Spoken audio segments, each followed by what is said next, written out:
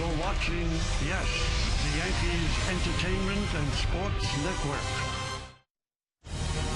He's grown up before our eyes, a fresh-faced teenager becoming a seasoned veteran, identified forever as a champion, a hallmark of Yankee greatness. The pages of the calendar have turned and have been punctuated by a steady torrent of hits. With the consistency of a metronome, Jeter has made sure the hits just keep on coming. Each hit has moved him up on the Yankee list. One by one, hit by hit, the greats have fallen as he climbs the ladder, putting the game's deities in his rearview mirror. And Jeter has not looked back as he moves past Mickey Mantle and then Babe Ruth. One more baseball god to go. 4 more hits to stand atop the Yankees' Mount Olympus. It is a beautiful day here in New York City. That ticket might be worth a lot of money one day as fans are flocking to Yankee Stadium hoping to see history. There'll be 2 games, but the story is about number 2, Derek Jeter, as he tries to become the Yankees' all-time hits leader. As today, the Yes Network presents New York Yankees baseball. It's the New York Yankees against the Tampa Bay Rays in the first game of a day-night doubleheader from Yankee Stadium in the Bronx. Yankees baseball on Yes is presented by KGB.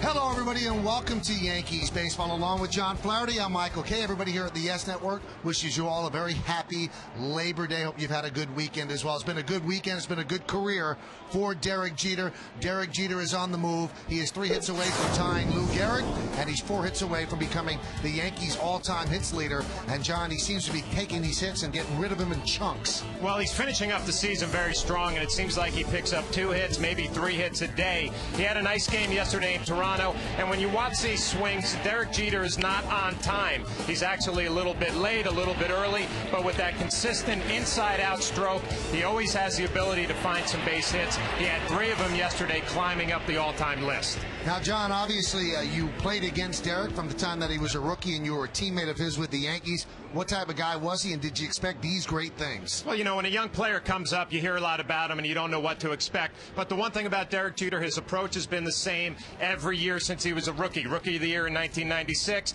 the All-Star 10 times, 4-time world champion, and the .317 career batting average. It's just an inside-out approach. He uses the whole field, a very consistent hitter. Well, will we see history today? That's obviously the main story. But you know what? There's also a game to be played here at Yankee Stadium. CC Sabathia will get the start. How's he been doing of late? We'll talk about that next on Yes.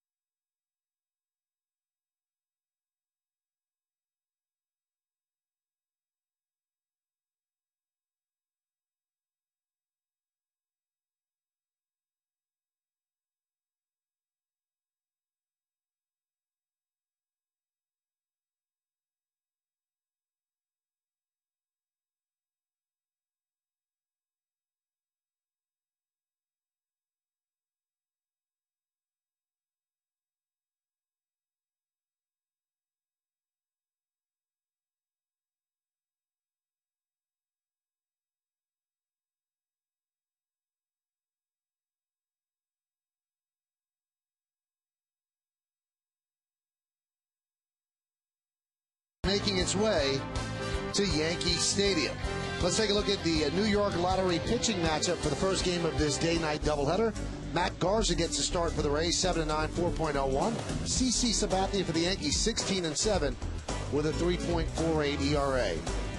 Hi, everybody, and welcome back to Yankees Baseball. That's John Flaherty. I'm Michael Kay. We'll be your cruise directors for the next 10 hours tonight as we go right into the second game as well. First game, though, CC Sabathia, and obviously a lot of the accent is on Derek Jeter and the hits record today. But the bottom line is the Yankees want to win the game, and they have the right guy on the mound. Sabathia has been great of late. You know what, Michael? They have the right guy on the mound because when you play a doubleheader, you want length from your first game starter. And whenever you think about CC Sabathia, you're thinking 7 innings, probably pretty easy.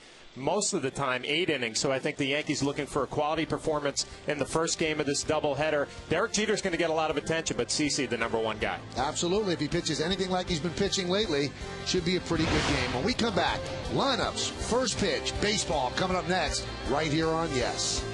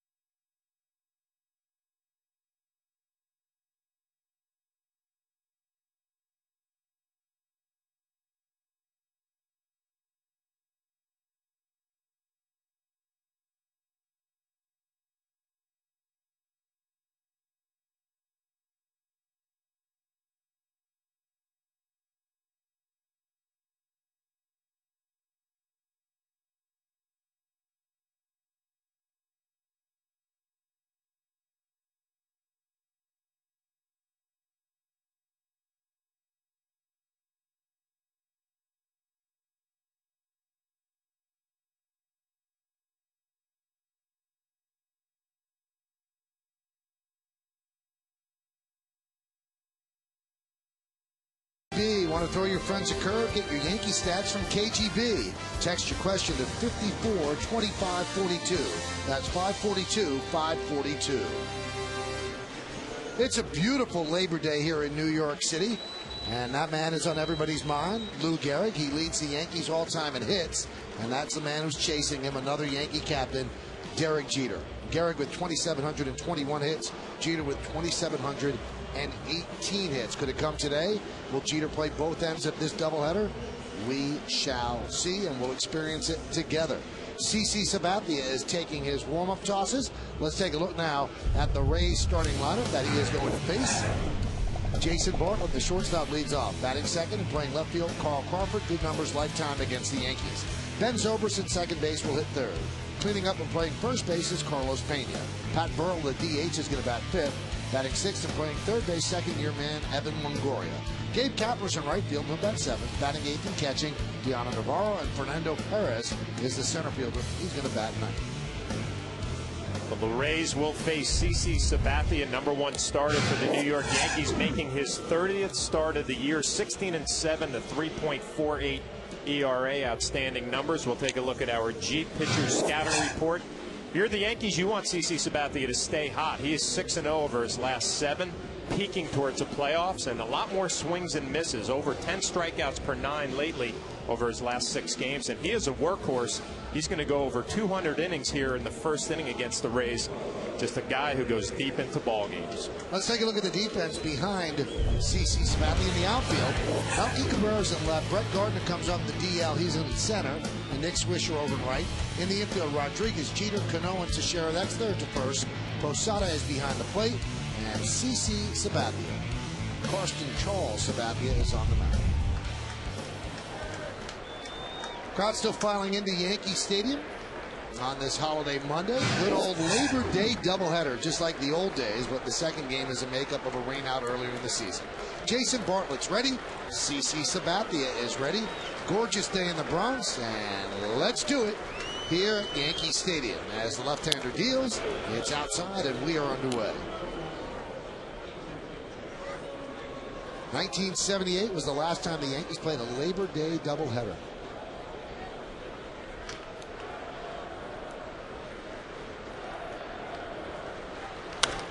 popped up.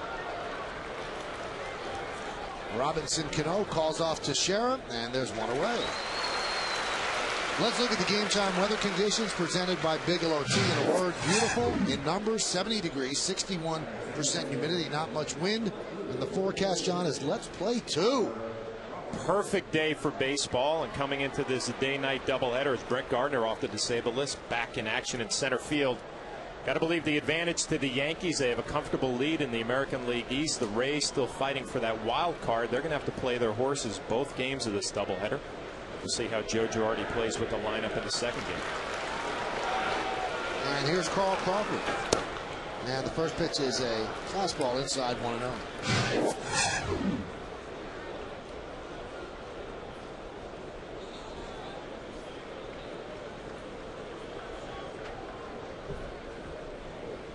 And the 1-0 from Sabathia.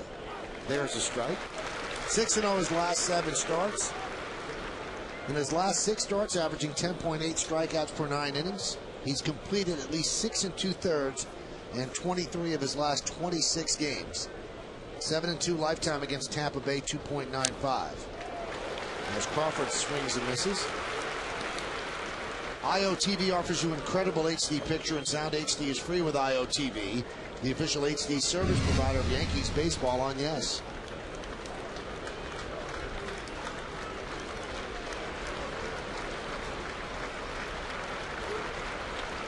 And Sabathia deals. Just missed inside.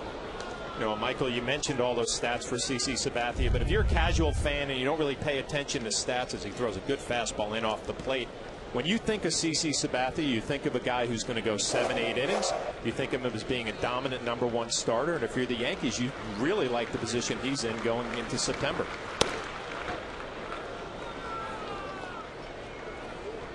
And the count is full at 3-2. Crawford has 57 stolen bases against the Yankees lifetime, 55 overall this year. So you want to keep him off the bases.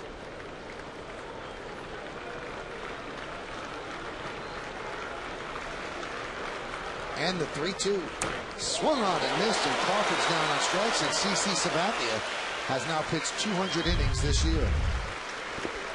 It's just a good fastball, had a little bit of cut on it. CC Sabathia swing, or Carl Crawford swings right over the top. We got CC Carl Crawford, CC Sabathia. We got a lot of C's out there, Michael.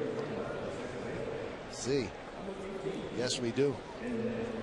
CC has now pitched at least 200 innings in 3 straight seasons, and that's why they call a guy like that a rotation horse. You know, he's going to take the ball every 5 days, give you a significant amount of innings.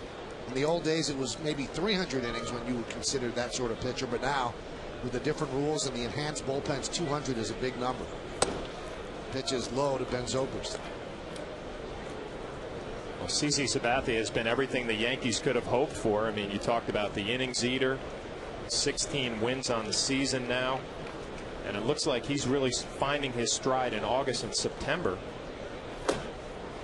And that's what you want coming down playoff time. I mean, the Yankees have a comfortable lead, kind of rest some of their regulars down the stretch, but you want your pitchers firing on all cylinders, and CC Sabathia definitely doing that.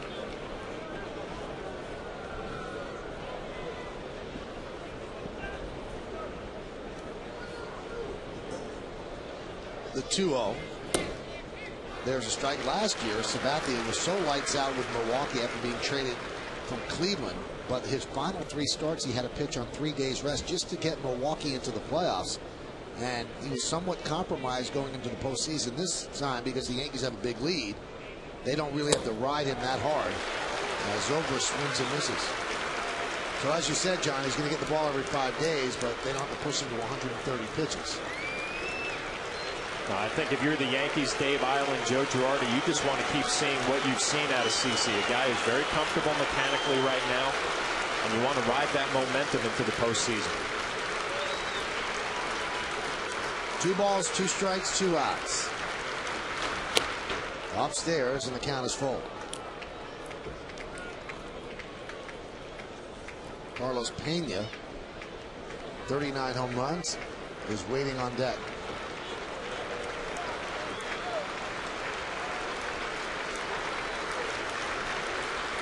And the 3-2. He foul tipped the ball to stay alive. Big healthy cut by Zobrist. CC Sabathia goes with a 3-2 changeup, and that's really been the pitch. I didn't know CC had that good of a changeup when he came over here. I mean, we always know him as a fastball slider pitcher, but the changeup this year has been a quality pitch, keeping those righties off of that slider down and in. And the 3-2. And Zobrist walks. So the first base runner of the game. And that's going to bring up Carlos Pena.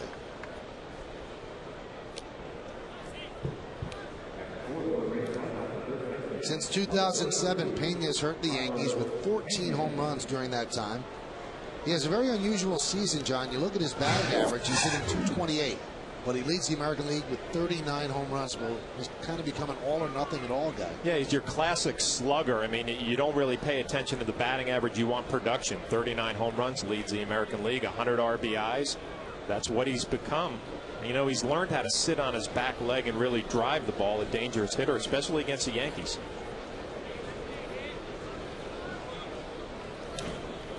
I'd hit number 40 right there, and he fouls it back. Now the Yankees are shifted. Robinson Cano is on the outfield grass, had a high fastball and just missed that one. Yeah, I was interested to see how Jorge Posada and CC Sabathia are going to go after Pena. He likes to get his arms extended. You saw that first pitch trying to go in on the hands. CC actually left it out over the plate a little bit, got away with a mistake. But you want to pound Pena in off the plate and then go away with the sliders. The sinking fastball may be inside. Now check swing. Did that hit his hand or did it hit the bat? Oh, the third base umpire, Phil Culbert, said it hit his hand, but he swung. Now the swing will supersede the hit by pitch. So Joe Maddon's going to come out and argue. And Pena was halfway to first. He's going to have to come back to home plate.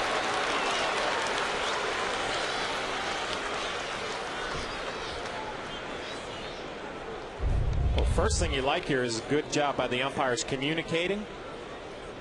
It looked like that got Pena on that left hand. Third base umpire Fielding Colbert said that he swung. Questionable there if the bat head actually went through. It hit his hand and then it looked like it hit the bat.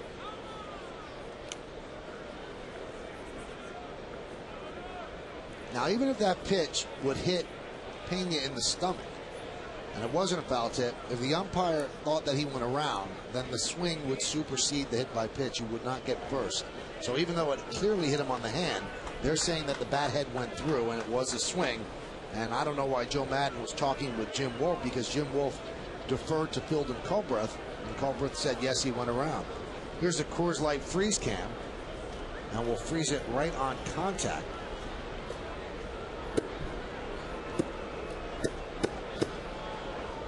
Right there, he's not going through, but if you continue it, I don't know, John. I don't think he went through on that. I mean, that's a questionable call.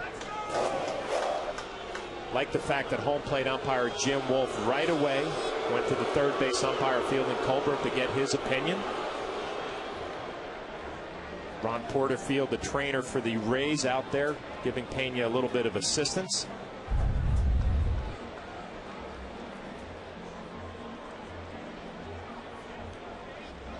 They got him on the knuckles of the left hand, the top hand on the bat. Now they're just trying to decide, is his hand strong enough to swing the bat?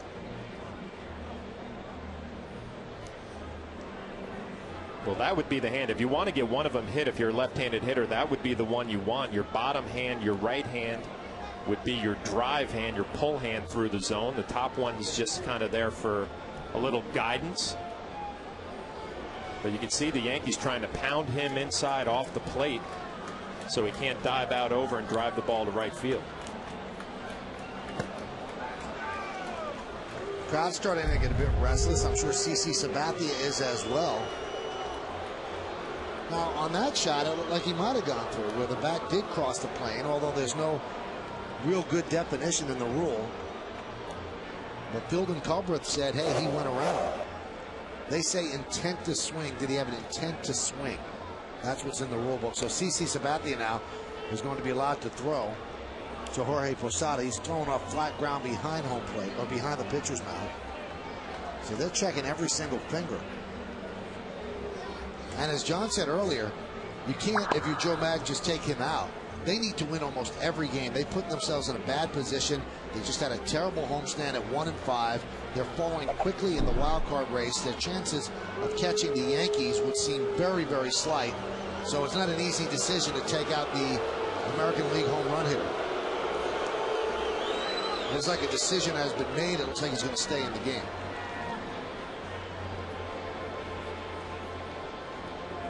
Well, pay attention to this next pitch. If you're Jorge Posada, do you call another fastball in on the hands and you test Pena right away, or do you go with that devastating slider down off the plate?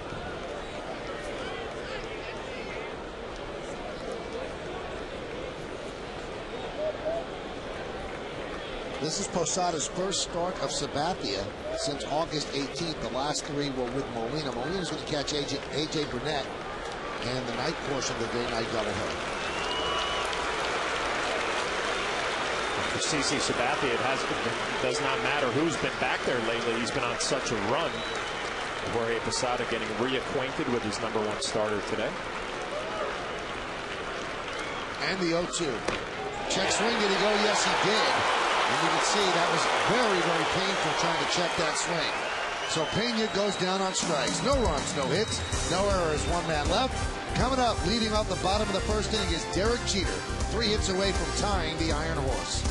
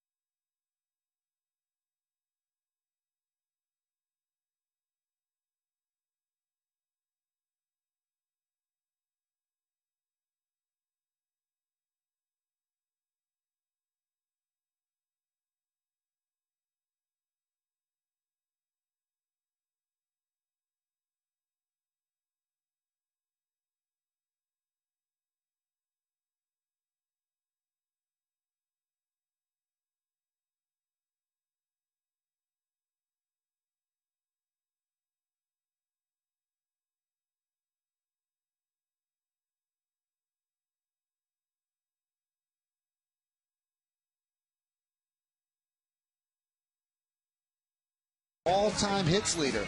For 72 years, Lou Gehrig has held that honor. And Derek Jeter, another Yankee captain, has been on fire this season, hitting .334. And Matt Garza is warming up, and he's going to be the guy who faces Derek Jeter. Will Derek get it done today? All of his teammates say he wants to get it out of the way. Jorge Posada has said that. Obviously, Mariano Rivera, who's known him forever, has also said it. Let's listen to Bob Shepard.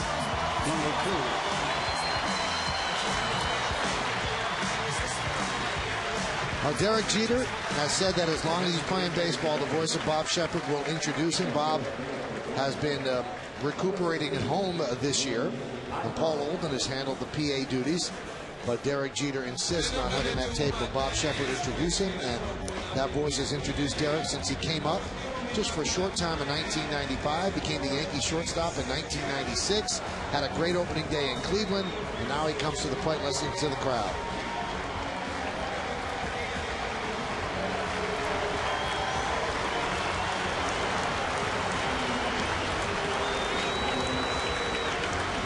Derek came out of the dugout before the game just to run his wind sprints in the outfield. He got a huge ovation from the crowd. And by the way, Willie Ibar will take over first base, so Pena, obviously, his hand is hurting him so much he could not continue. Here's Derek on the all-time list. 5th in average, 2nd in hits, 4th in runs, 10th in home runs, and 2nd in stolen bases. And Matt Garza deals. Jeter swings at the first pitch and skies it deep to right. Kapler back, now comes in and toward the line, 1 away.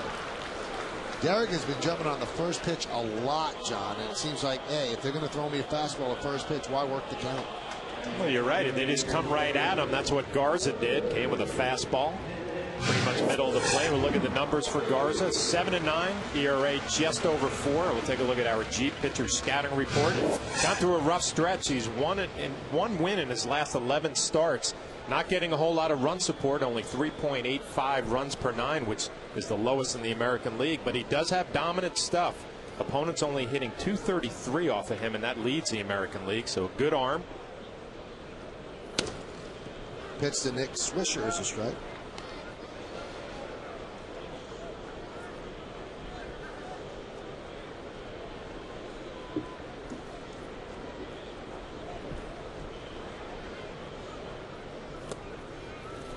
And a count 1-1. Nick on the road trip. Good road trip for Swisher. 9 for 26. 24 home runs, only 3 here at Yankee Stadium, which no one can figure out. 6 home runs against Tampa Bay this year in 11 games.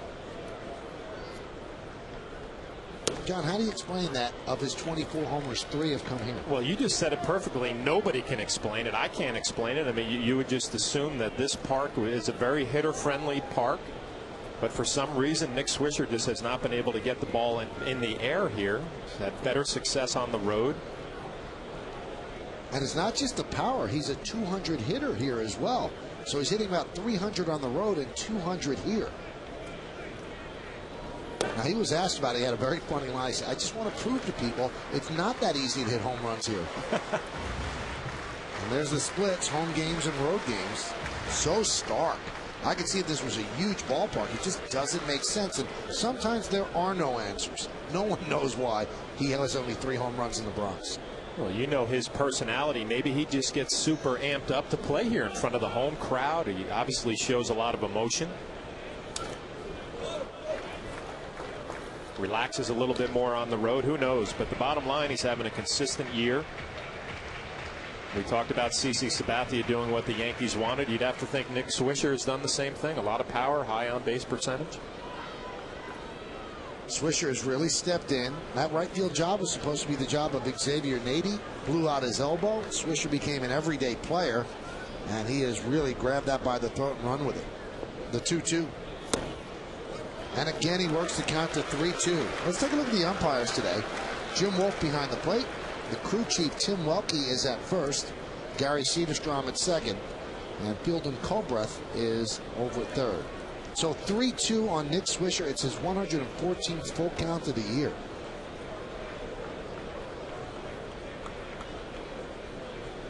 (3-2). High fly ball, center field. Fernando Perez is there. 2 outs. Let's take a look at the entire Yankee lineup. We've already seen Jeter and Swisher. Batting third for the Yankees is Mark Teixeira. Alex Rodriguez at third. He's going to clean up. Then Cano, Posada, Hinsky, Cabrera, and Brett Gardner back in the lineup for the first time since July 26th, when he fractured his left wrist.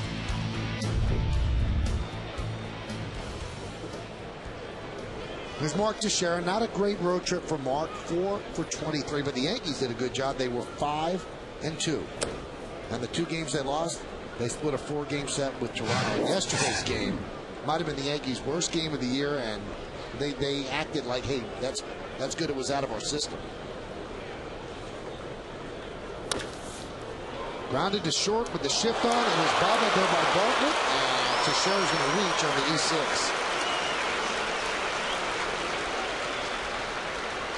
As Joe Madden looks on, manager of the Rays, and this has been one of the disappointing things for the Rays this year. Their defense has not been as solid as it was last year when they went to the World Series. A routine ground ball for Bartlett.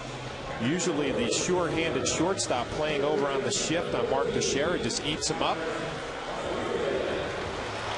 Defensively, not the same ball club as they were last year. A little bit sloppy. 8th in the league in fielding percentage. Here's Alex Rodriguez.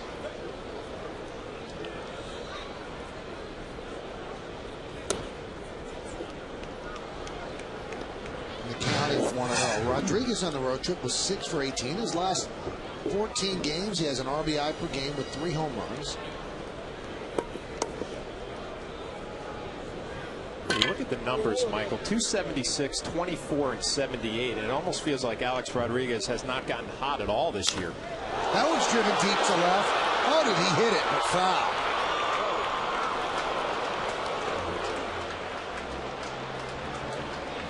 Well, you almost have to look at his season in a couple of ways, and you'll see how he crushed that when it was too quick.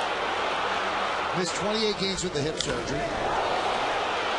Then he kept playing and never had a day off. And if you look at when they gave him those 2 days off against the Marlins in Miami, since that point, John, 311, 15, 52, or 423 on base percentage. It's like they were all experimenting together. Nobody had really come back from this. And the Yankees didn't know which way to deal with it. Neither did Alex nor the doctors. And once they said, hey, we're going to give him a rest each week, and then those 2 days off in Miami, things turned around. Like the fact that the batting average is creeping back up there. Been very consistent with the home runs, 24. He just hasn't gotten on that run where he's had that great week, you know, where he piles up a bunch of great numbers. 2-2. And again, another luxury for Joe Girardi and the Yankees with having a nice lead in the American League East. You can rest some of your guys. Alex Rodriguez is going to be one of those. You have to believe coming down the stretch, they're going to be well rested. You mentioned that Willie Ibar has taken over at first for Carlos Pena, who obviously hurt his left hand on that check swing.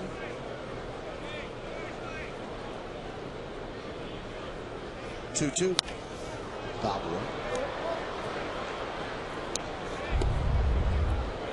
And here's the pitch that caused the injury.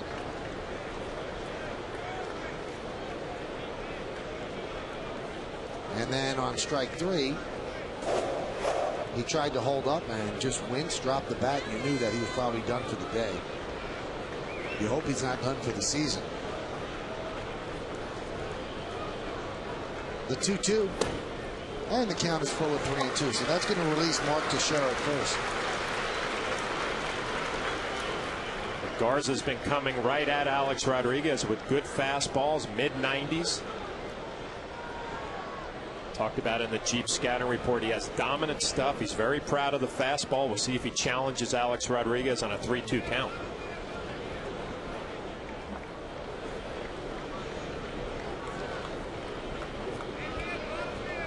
Runner goes. That one is laced in the left field.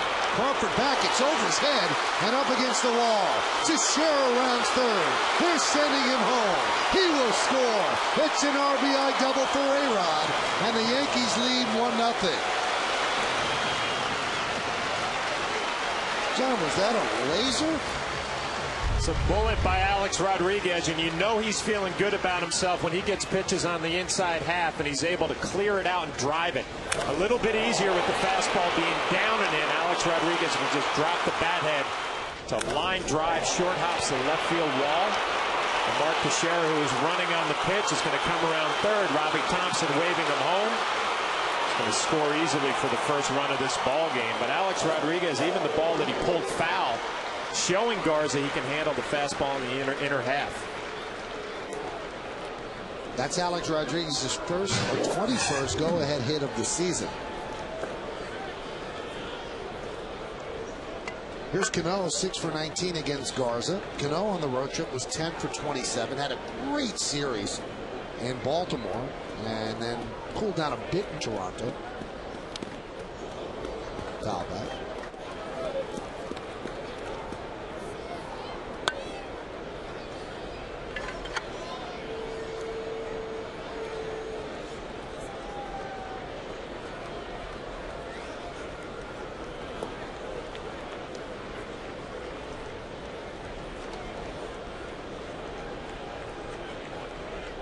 So Rodriguez, his 79th ribby on that double.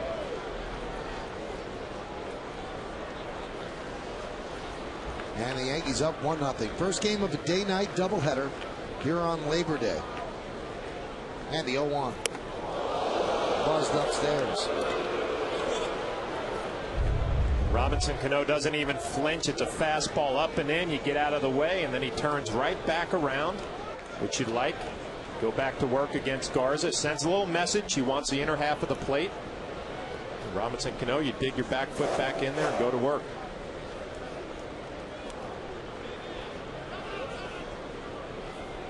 Michael, there are some pitchers that you watch work against the Yankees, and Garza being one of them. You like to see the way he goes about it. I mean, he's got a good fastball. He's going to attack the hitters, and if you're the Yankees, there's really no surprise about what's going to go on here. He's going to attack you with his fastball. If you can beat him, he'll tip his hat to you. Count 2-1. Good old-fashioned hardball baseball from Garza.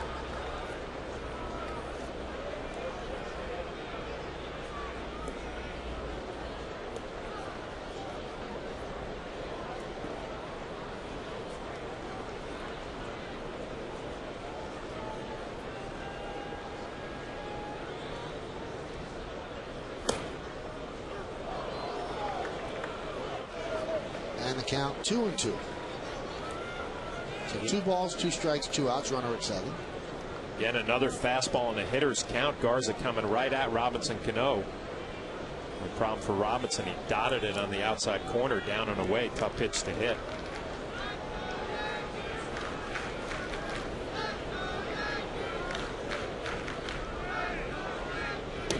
And he swings and misses, and that's going to do it in the first. Yankees get an unearned run because of the error by Bartlett.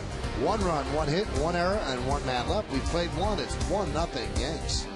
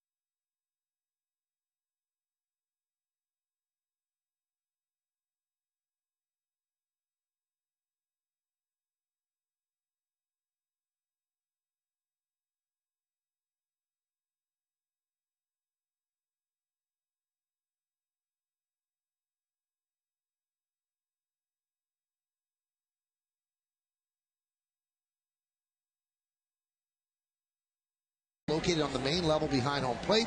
Men over 40 are especially at risk for prostate cancer. The tests are going to be conducted by doctors and medical technicians from St. Luke's Roosevelt Hospital Center and continue throughout the game.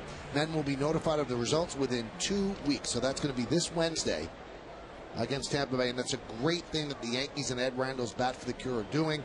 It's a preventable disease. You catch it early, it's curable. Do it. It's a great thing. We go to the second inning. Pat Burrell will lead off against CC Sabathia, who has a 1-0 lead.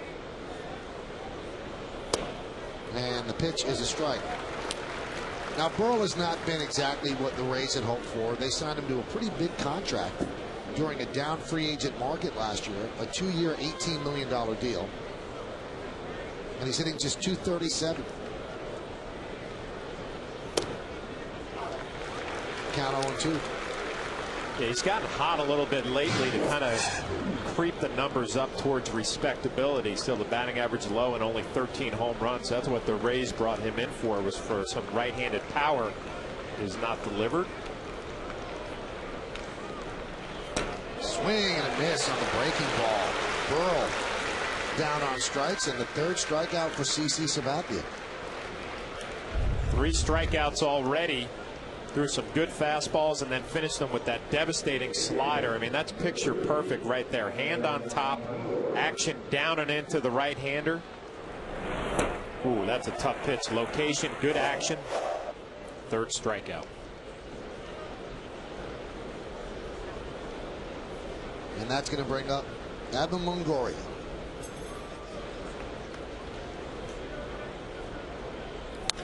That one is driven out to right field and deep. Giving Chase Swisher on the track at the wall. See ya. An opposite field home run for Evan Longoria, and we are tied at 1.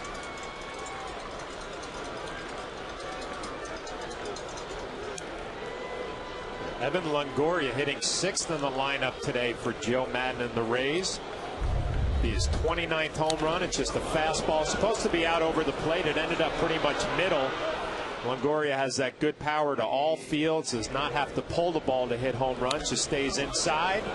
Gets it up in the air. Nick Swisher on the run. He's not going to be able to catch up with it.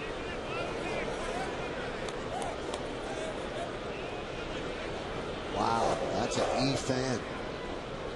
Pitch to Gabe Kapler is popped up. Posada gives it a look, but it's behind the dugout. If you look at CC Sabathia's fastball today, really, it's got a little bit of a cut on it. He's trying to throw the ball away to righties. Ball's almost cutting to the middle of the plate. He got burned by Longoria on that pitch. See if he can straighten that out. He's done a nice job at dotting the outside corner on righties today. The ball coming back over the plate a little bit more than usual. And the pitch to Kapler. Grounded to third. Alex Rodriguez. 2 outs. Check out the location. You can see his little cut movement on that ball. It starts out away, ends up pretty much middle of the plate and down. Longoria big and strong. All he's got to do is hit it on the barrel and get it up in the air to right field. It's going to carry out.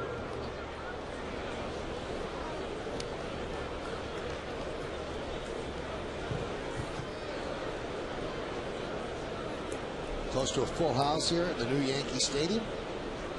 Yankees still, this late in the season, averaging more per game than any team in baseball, right around 46,000 per game. Here's Deanna Navarro, and there's a strike. Now, Michael, you talked about Pat Burrell and not really living up to the expectations. Navarro would be in the same boat. Batting average only .226. Guy was an all-star last year, not having that type of year this year. And there's a ground ball, Alex Rodriguez. And that'll do it. So a mistake to Longoria cost CC Sabathia. Despite the home run, an 8-pitch inning. So one of the pitches was deposited into the seats in right field. At the end of an inning and a half, it's 1-1.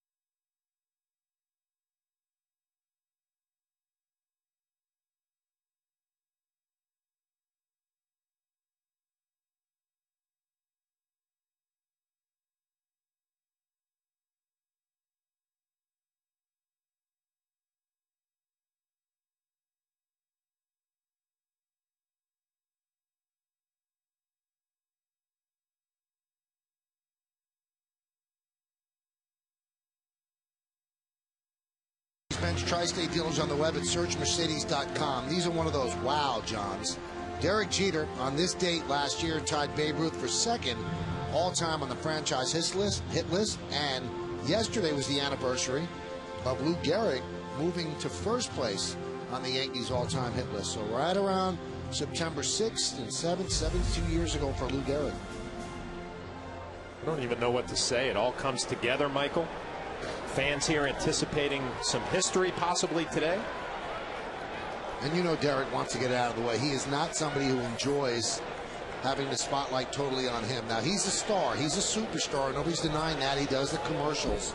But he is all about this team winning, and I don't think that he really enjoys this that much. We go to the bottom of the second as Jorge Posada digs in.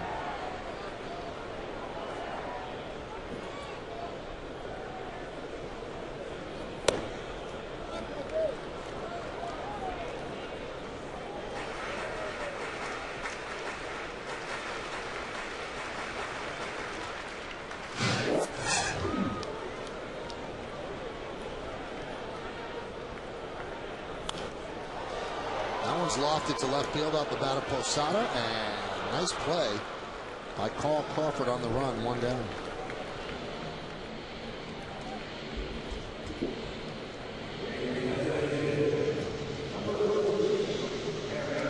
So Garza gets back that unearned run with a home run by Longoria. Now that's something that old-time pitchers wouldn't do, John. He saw like there was an imperfection or a scuff on the ball. He gave it back. Other pitchers make that sink. No, you're right. There are some guys who are comfortable with a little scuff on the ball. They might be able to make it move a little bit more. Garza obviously not comfortable with that, so he changes the ball.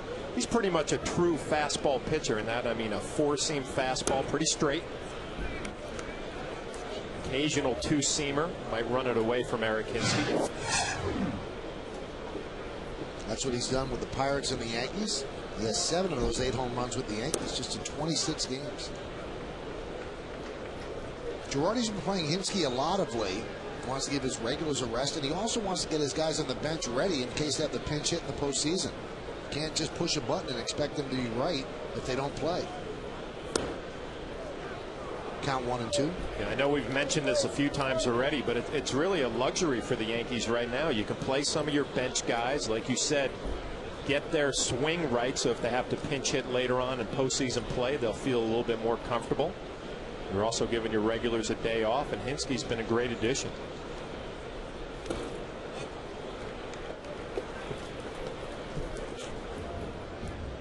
What was going on in that dugout, John, with the rolling pin? Or what looked like a rolling pin? Looked like Iwamura, who's coming back from some knee problems. A little therapy on the knee, on the quad, loosen things up for that second game of the doubleheader. Probably starting a little bit too early. You're going to need that by about 9 o'clock tonight. Will you do that for me, No, John? no chance. No. That's what teammates do, you know, help each other out. I don't know if it goes so as far as we're teammates up here. We're just trying to get the job done. A long day. We talked about it in our batting practice show. You have your game plan for today, and I have mine. And I'm not part of your game plan. My game plan is not doing a little massage on your throat in about 9 o'clock. You're on your own. He is the cover boy, and he is the story of the day and of this homestand for the Yankees as they have a big lead. Not insurmountable, but big enough that they could feel comfortable. And his record is certainly the big story today as Hinske swings and misses. With the Yankees rolling toward the playoffs, you won't miss an inning with live YES Network games on your PCs and laptops. If you're a Verizon Fios TV customer with Fios Internet who watches YES, log on to YesNetwork.com, Yankees.com, or Verizon.net/YES to get more information and sign up for your subscription now. Well, that pretty much says it all right there. They'll switch seats when Jeter gets 4 hits. There's a strike to Melky Cabrera.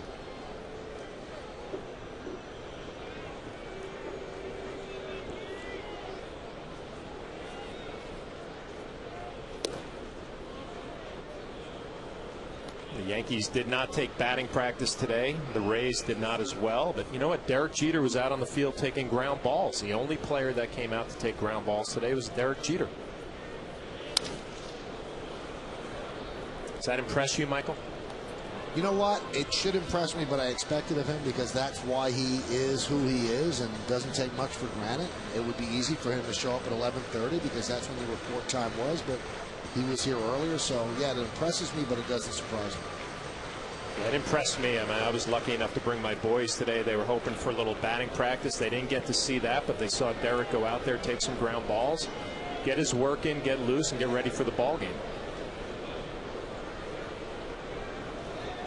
And the 1-2. Melky is hitting .385 over his last 11 games. Really turned it back on. 15 for 39. 276 now. Really having a good year at the bottom of the Yankee order. 2-2. Dribbled slowly toward third. Longoria. Baba stays with it and gets Melky Cabrera for the final out of a 1-2-3 inning here in the second. Well, we played 2 on a day when we will play 2. As we move to the third, it's Yankees 1 and the Rays 1. You're watching Yankees baseball right here. Yes.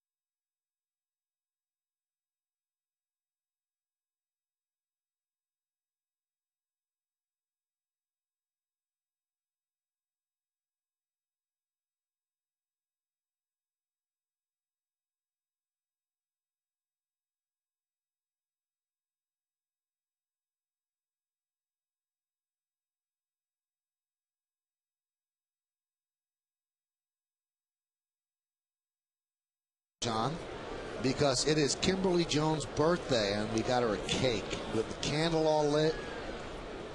Blow it out, Kim. Make a wish. No, she's still here, so the wish didn't come true. There's a strike to Fernando Perez. Kim is 28 years old today, John. Happy birthday, Kim. Not a better way to spend it than at Yankee Stadium for a day-night doubleheader with Michael Kay. And John Flaherty. Baking the cake. I did bake it all night. Got home late and did it. Yep. Where do you find the time? You got to make the time, John. For friends, Kim's a friend. You got to make the time. I'll let her try that cake out before I actually dive in. She'll enjoy it. She will enjoy it. So happy birthday to Kimberly. Kim. On the Modell scoreboard, it's 1-1. Modell's the official sporting goods retailer of the New York Yankees. I'll tell Kim the same thing I always tell everybody on their birthday. May you live as long as you want, but never have to want as long as you live. Digest that, John. And then the cake. The 0-2. Perez could not hold up. Strikeout number 4. Boy, that breaking ball, John, is a devastating pitch for him today. Yeah, it looks like it's going to be a strikeout pitch today. Already 4 strikeouts in the ball game, and a great view again. The action down and in. And if you're a right-handed hitter, you have to respect the velocity of the fastball. You start cheating a little bit. Slider, big strikeout pitch.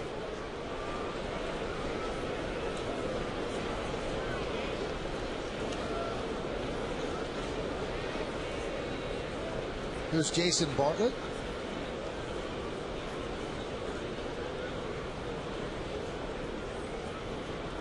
And the pitch outside. It would almost seem, John, that you wouldn't want to get him 2 strikes because he could put you away with that. You put the ball in play before that. You don't want to take that many pitches against him. No, if you get a good fastball to hit off of CC Sabathia, you better do something with it. You get behind in the count, it's going to be a long day. You can tell CC a little bit frustrated. That was a changeup that he yanked down and in. I mentioned earlier the fastballs have had a little cut action, moving in on right-handers. The only thing I see on the negative side today from CC. Another one. Posada wants to talk at Sabathia. And a lot of times it's how you finish, and a catcher can see that. Jorge Posada, he might be falling off the mound a little bit towards the third base dugout, and that'll cause a little yank on the fastball. You're a receiver behind the plate. You want your pitcher to come right through you. See if you can make the adjustment.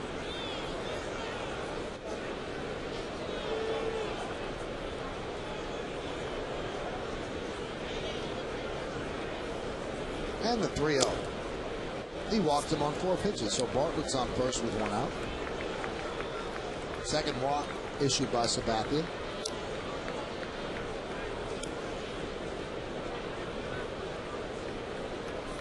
Well, Michael, you mentioned the Rays still fighting for that wild card. I think they're, what, 7 games back in the wild card race, something around there.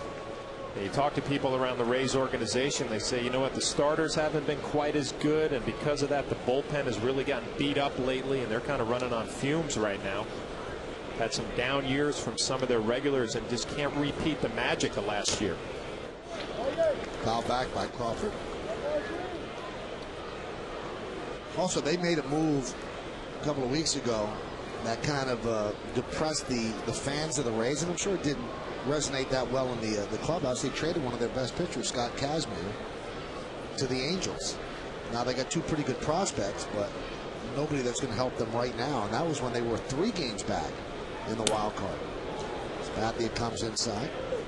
Hey, you know, Kazmir was starting to find his stride a little bit. I mean, he was turning his year around. But I guess the Rays felt like the prospects were a little bit more valuable. And again, Kazmir was one of those guys who doesn't really go deep into ball games. I mean, I think that's been a big problem for the Rays. They're starting pitching, unlike the Yankees and CC Sabathia, who goes deep in every ball game, it seems like. And there's also a financial aspect to it, John, because Kazmir signed for 2 more years after this at $8 million and $12 million, so they take $20 million off the payroll. They've got very tough decisions they have to make. What do they do with Carl Crawford? A lot of these young players that have put good years together would be eligible for arbitration, and they're at a fixed level of what they can do with their payroll. So this way they clear that money for the next 2 years. Nobody likes to hear it, but it's a reality. The 1-2, foul back. Finances have always been an issue in Tampa. I played there for 5 years, the first 5 years of their existence, and finances have always been an issue. So the general manager's going to have to do a good job of balancing the finances with some young talent. It seemed like last year everything seemed to go right for the Rays. This year having some injury problems, B.J. Upton not having the same year.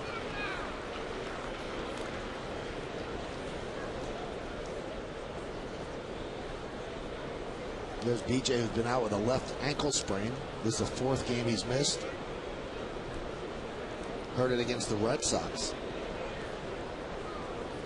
The Rays are hoping for one last push. They actually play the Red Sox a few games, so they have to go up there and sweep and see if they can do it, get back in the race. Popped up left side, long run for A-Rod, and he can't get there. It's in the stands. Now Kazmir, as John said, was starting to pitch better with Tampa Bay. He was 4-1 in his last 6 starts, but they might have been thinking, well, now's the time we can trade him. You sell high and you buy low, and the Angels bought high, and maybe they know something about Kazmir that the rest of baseball doesn't. Maybe they don't think that he's going to be worth $20 million over the next 2 years. A tough decision for them, and it's affecting them. The 1-2, chop towards second base. They get 1 on to first. Crawford's too quick. 2 away. Let's take a look at tonight's starting pitchers for Game 2 of this day-night doubleheader, brought to you by Verizon Fios. This is Fios.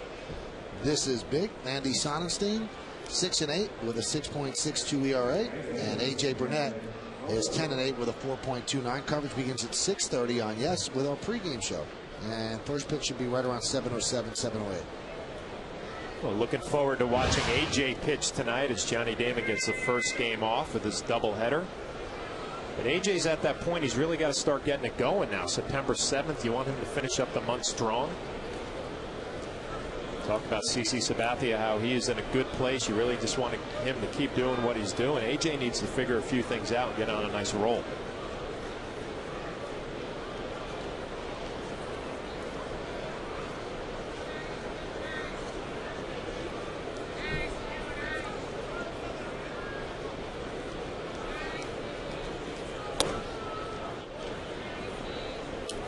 Take a look at a scouting report on Ben Zobrist. He is Mr. Versatility. Can play the outfield, all the infield positions, and he's having a breakout year.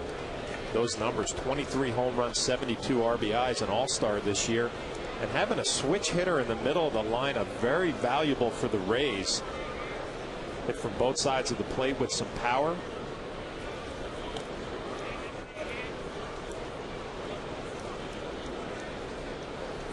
He had a nice year last year as kind of that versatile player, can play all over the place. Now got an opportunity to play every day, turned himself into an all-star, and playing second base now that Iwamura has been out for a while and now is back.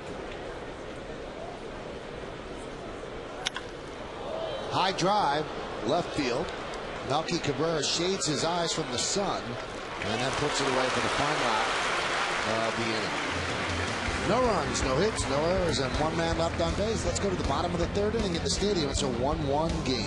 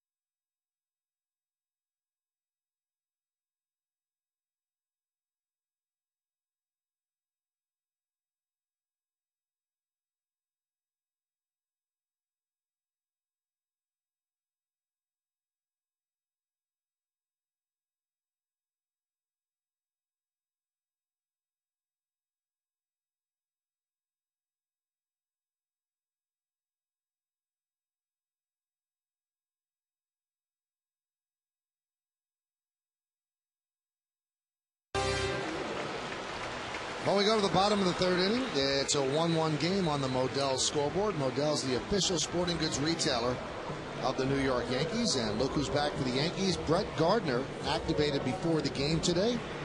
He was 1 for 11 in a rehab assignment in the minor leagues. But the wrist is fine, and he has missed baseball since July 26th. Almost 6 weeks. Hard to believe he was 1 for 11. I mean, you would think he'd slap a few balls on the ground and beat out a couple of base hits.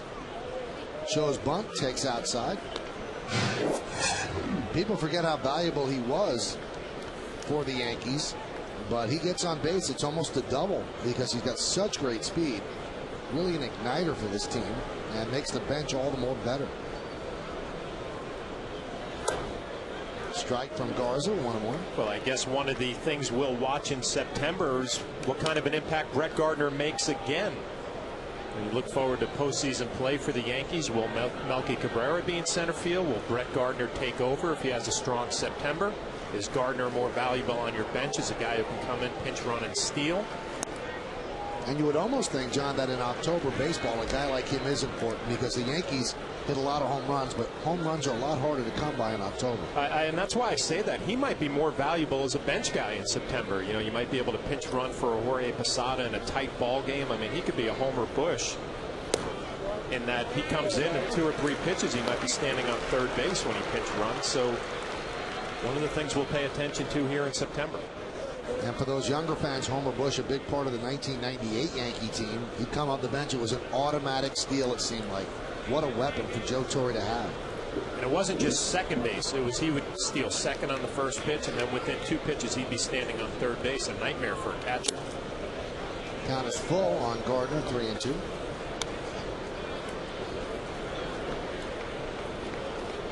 I guess a nice problem to have if you're Joe Girardi, manager of the Yankees, trying to fit these pieces of the puzzle together. Rounding up the middle, grabbed there by Bartlett. Well, he hasn't lost his speed, that's for sure, as Gardner is out on the 6-3. And here's Derek Jeter. Number 2, Derek Jeter. Number 2.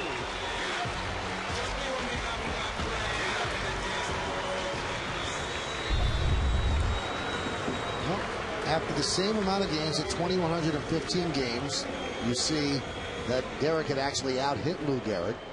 And Lou Gehrig had scored more runs and also had a higher batting average. Right now, Jeter's 3 hits behind Gehrig. And they've already switched seats, I think. Pitches inside. Derek, the Yankees' first round draft pick, 6th pick overall in the June 1992 first-year player draft. Graduated from Kalamazoo Central High School, and he hit .508 there as a senior. But it did not go well for Derek in his first year in the minors.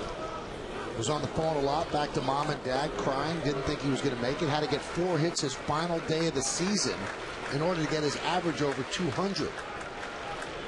And there is a young Derek Jeter.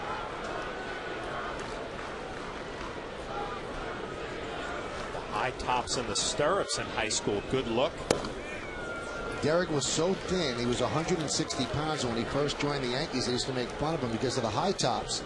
And that was in Kalamazoo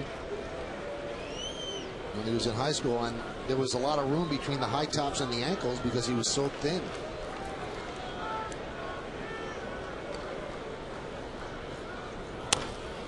There's a soft ground ball to short. Bartlett gets Jeter for the second out.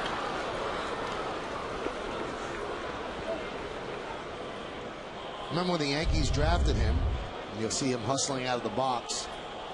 They brought him up to the radio booth to be interviewed by me and John Sterling. And very quiet, didn't really say much. And Derek, in most interviews, keeps to himself, and you could see that right from then. And then the next day, I went downstairs and I spoke with the then manager, Buck Showalter. And he said, "Well, what'd you think of the kid?" I said, "He seemed like he was a nice enough kid." He goes, "I'll tell you what," he goes, "I don't know what type of player he is." He said, "But I met his mom and dad." He said, "And I will tell you this, he's going to be the greatest kid and he'll never get into trouble and he's never, ever going to embarrass the Yankees." He said, "What type of player, I have no idea. But the type of man he's going to become, you always judge that from the parents, and his parents are top of the line." So that was a pretty good scouting report from from Buck Showalter. And there's mom and dad, Dr. Charles and Dorothy. That one's driven deep to right field off the bat of Swisher, and it's out of play.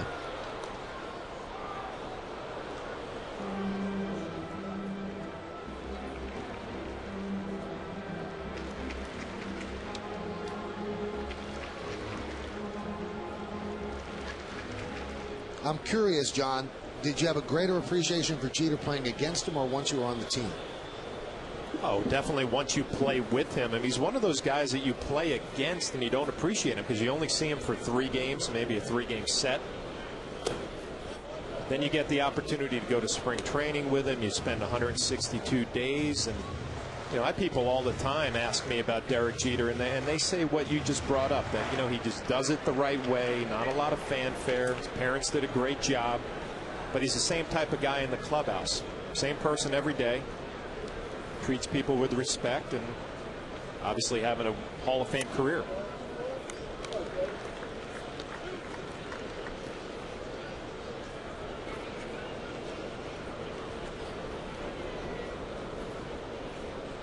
Do opponents like him or not? I think opponents, they like him because you could see he's personable with them. You know, he acknowledges them. And when I was catching in Tampa Bay, he'd always have something to say when he came up to the plate. Well, Jim Wolf had something to say. He told Nick Swisher, "You're out." So Matt Garza has picked things up since A-Rod's double. He has retired 7 in a row. We go to the 4th. It's 1-1.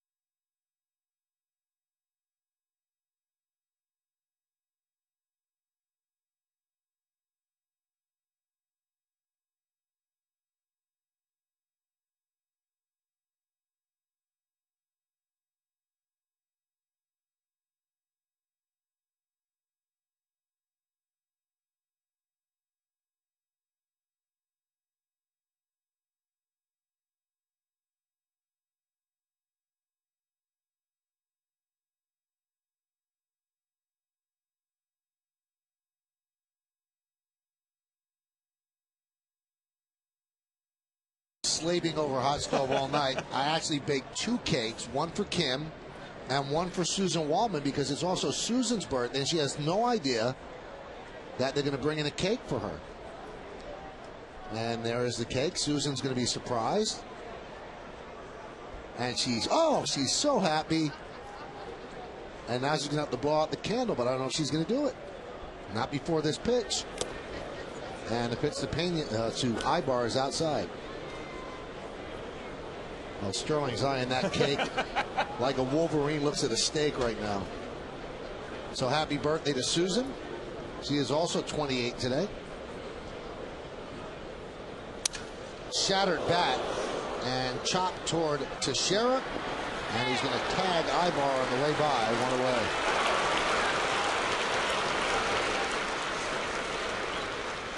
Look at Carlos Silva up top. He's eyeing it too. Wants a piece. Leaning over, can't wait. Yeah, everybody's acting like they got an advanced tip on a famine. It's unbelievable. Well, they've never seen cake in their lives. They've heard about your baking skills. How was the cake? I just sampled the first one you made. It was delicious. So I'm hoping that Susan's is just as good. Where do you find the time? It's incredible. You make time for friends, John. That's what you should always use as a motto. Here's Pat Burrell. When's your birthday, John? October. October what? Late October. October what? We missing the day or what? It's October 21st. All right. 1985. If the Yankees are in it, 1985. If the Yankees are still playing in the postseason, I'll bake you one. I look forward to that. You gonna bring it to the house? I would hope that you'd be working the games with me. Post-game, pre-game. Yes, we'll have complete coverage throughout the postseason.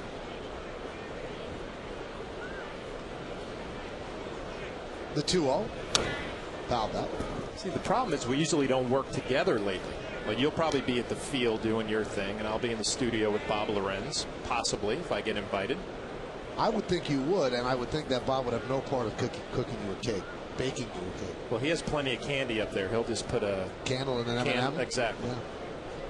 That's going to be a surgical procedure. 2-1. There's a strike. 2-2. We're in the 4th inning. It's a 1-1 game. First game of a day-night doubleheader on Labor Day between the Yankees and the Tampa Bay Rays. The defending American League champion Tampa Bay Rays.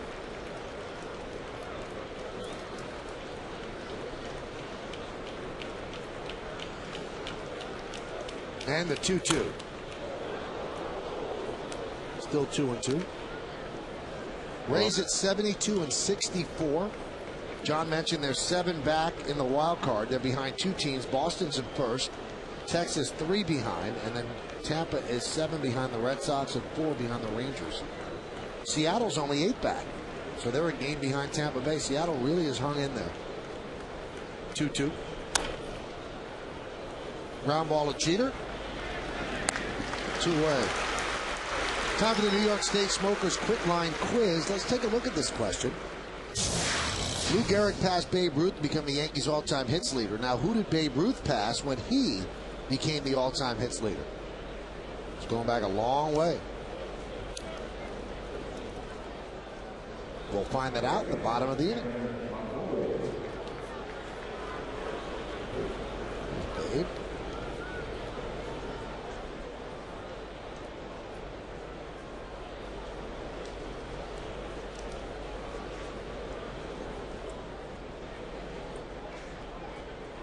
Well, when you walk around the stadium, John, and you get a chance to look at all those pictures, they're so great. If you're a Yankee fan, it's almost like a photographic memory book throughout the years, and the photos that were culled from the Daily News archives. Just tremendous stuff. Called Glory of the Yankees Photo Collection.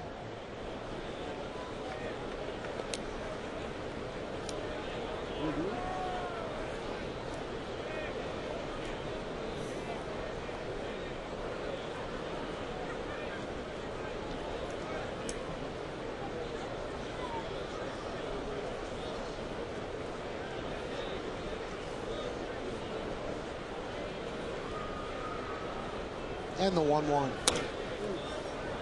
Popped up down the right field line and out of play. Longoria, his first time up, hit a home run the other way into the first row of seats in right field. And here it is in the second inning.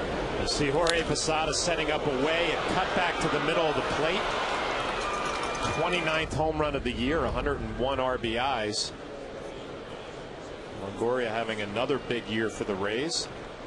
No sophomore jinx for Longoria.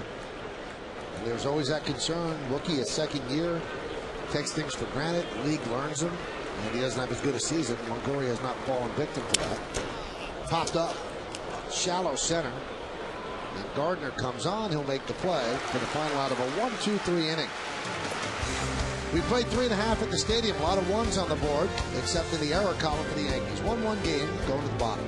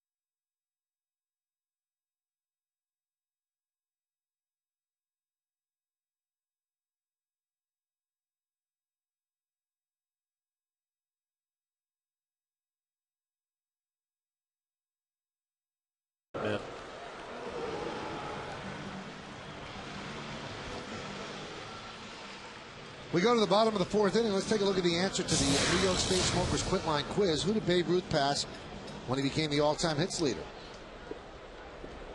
It's a great guy to pass. Wally Pipp. Wow. Going full circle because that's who Lou Gehrig replaced. Everything's intertwined, John. We have Mark Teixeira, the first baseman, coming up to the plate. Henry Louis Gehrig, 1903 to 1941. A man, a gentleman, and a great ball player. High pop-up. Sky-high pop-up. Second baseman Zobrist called off by Kapler, and he makes the play.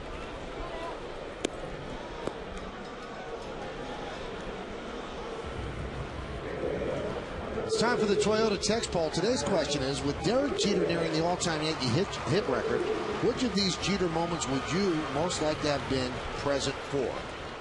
Your choices are: number 1 is first hit, number 2 the flip play, number 3 Mr. November, number 4 diving into the stands against the Red Sox. You can text your vote to 58772. Standard text messaging rates apply.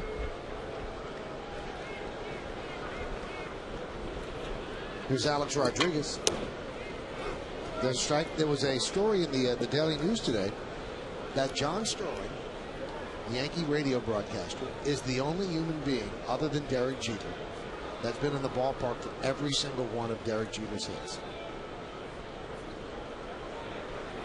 I guess Gene Monahan has been, but Gene is in the clubhouse sometimes. John has seen every single hit live in Derek Jeter's career. I think Gene Monahan also has maybe taken a day off here and there with Stevie Donahue covers for him, no? I've never seen that. But Steve and Gene, one of them always has to be in the clubhouse, so they didn't see it live. They've both been here for every single game, I believe. But John has definitely broadcasted every single game since Derek came up in '95. Stevie Donahue in the dugout.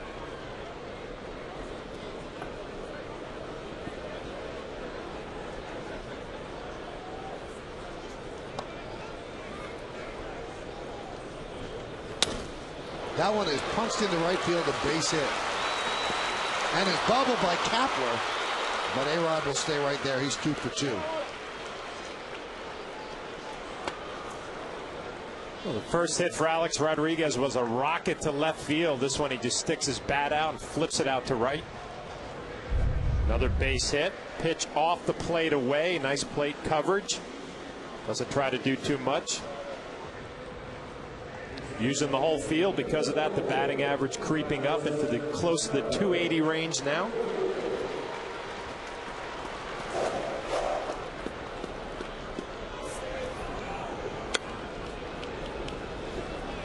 Here's Robinson Cano.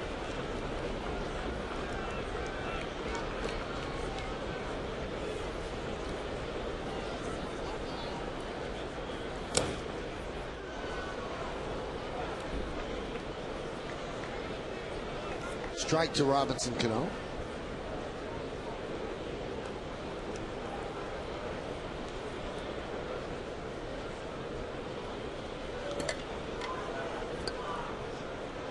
And the 0-1. Outside 1-1. With A-Rod's hit, he's 2 for 2. It's his 21st multi-hit game of the season. As he moves up on 280, that ice cream is good. A lot of that lollipop is on the mouth rather than in the mouth.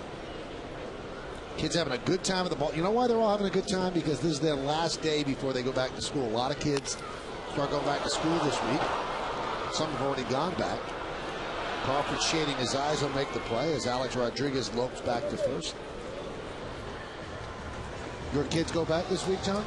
My kids go back on Wednesday, and they're ready. They said that they're ready to go back to school, get into the routine again. I know that mom and dad are ready to get them back to school. It's almost like a babysitter disguised as education. See, that's spoken like a person who is not a parent right there. Am I wrong, though? You're not 100% wrong, but you know what? Let's get them to school and stimulate their minds, get them ready for a possible Fordham education down the road. Good choice by you. I'll make a call if you need. I'm all right. Posada had a really good road trip for the Yankees. He was 7 for 19. That's 368. He had 3 home runs and 8 ribbies on the 7-game trip. Really swinging the bat well. You know, we talked about this a lot during spring training, John. Are you surprised that he has gone through the season without any apparent problems with the shoulder after having serious shoulder surgery? Yeah, I'm shocked. I mean, I pretty much went through the same surgery when I was 20 years old, and it took me a full year to recover. And Posada was there on opening day as he grounds out the second for the final out of the 4th inning. No runs a hit, no errors, and 1 man left on base. We go to the 5th here at the stadium. It's a 1-1 game, Rays and the Yankees.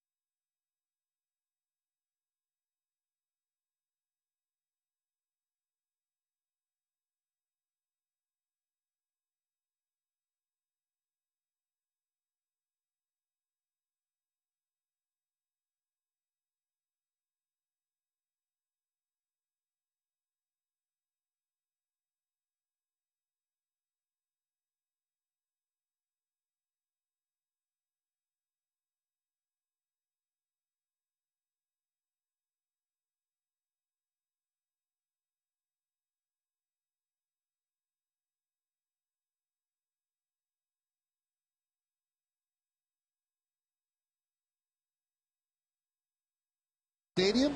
It's a 1-1 game as we go to the top of the 5th inning. It'll be the bottom third of the order on the Lexus scoreboard. 1-2-0 for the Yanks. 1-1-1 for Tampa Bay, and the 1 error for Tampa Bay led to that Yankee run in the 1st inning. Gabe Kapler will lead off against CC Sabathia.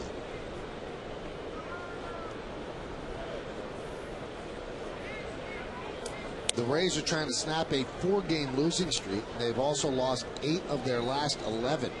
So playing like this, being out of the playoff picture at this point, you wonder, was last year an aberration or is this year the aberration and they'll be back again? But if they're already running into money problems where they have to trade players because of money, you wonder, John, if it was a very, very short window that's closed. I think they still have enough pitching and enough exciting young players. Their farm system has been productive. If you're Joe Madden, the manager, you're going to have to do a nice job of mixing and matching those veterans. You can see 7 games back in the wild card.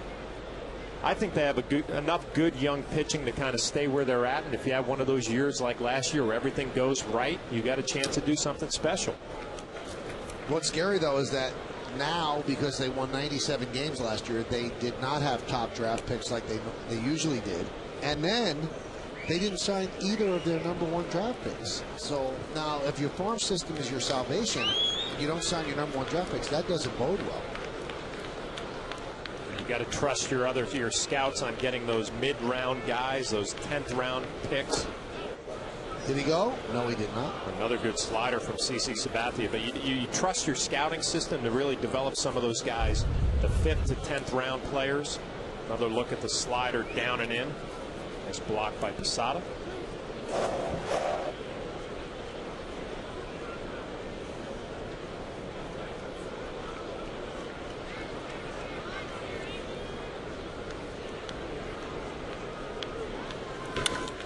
Rip foul. And watching Andy Pettit right there with Sergio Mitre, you got to think maybe they're talking about a cutter. Andy obviously has a good one from the left side. Mitre, that would be a nice pitch for him to keep those lefties off of the sinker. Sometimes you pick up a grip from another pitcher, and the next thing you know, you come up with a new pitch. Could change your career.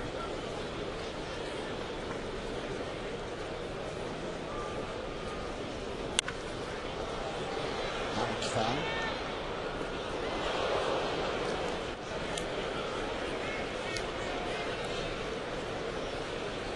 One thing I've noticed about this starting rotation, John, they are always together during games. They're always sitting together, and it's almost like school is in session. You can learn something from Andy Pettitte if you're Sergio Mitre. Well, there's no doubt. You always see the guys on the top rail, and another good slider for a strikeout at Catholic from Sabathia. It's been the go-to pitch today, especially to finish off some of these right-handed batters. Perfect down and in. Posada getting his blocking work in on the slider. Another good angle here.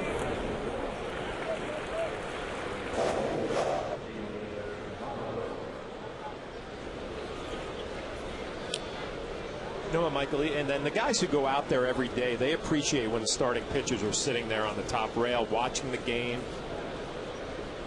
cheering for their teammates. There's nothing worse than a few guys in the rotation who are spending the whole game up in the clubhouse. As an everyday guy, you appreciate the starters down in that dugout. And we've talked about it over the last couple of weeks. Roger did not sit on the bench a lot. Mike Messina didn't sit on the bench a lot. Randy Johnson didn't. And after those guys left, players spoke about, gee, that was not a cool thing. You know, we'd much rather have had them on the bench because they want us cheering for them when they're pitching. But some pitchers don't feel comfortable if they're not pitching to be on the bench. Well, and you know what, the names that you just said, I mean, those guys have earned the right pretty much to do what they want to do when the game is going on. They get their work done before the game, and then if they want to sit on the bench and watch, that would be great. I mean, teammates respect that. A guy like Java Chamberlain should be on the bench every day because he's a younger player. But those veterans that you mentioned, they earn that right to do what they want. Line drive, base hit off the bat of Navarro. A one-out single. Navarro picks up a base hit on an 0-2 count. It was a changeup, and it wasn't a bad one. Down and away. Give Navarro a little bit of credit, just going down to get it, staying on the ball, and slapping it right back up the middle. Good pitch, but better piece of hitting.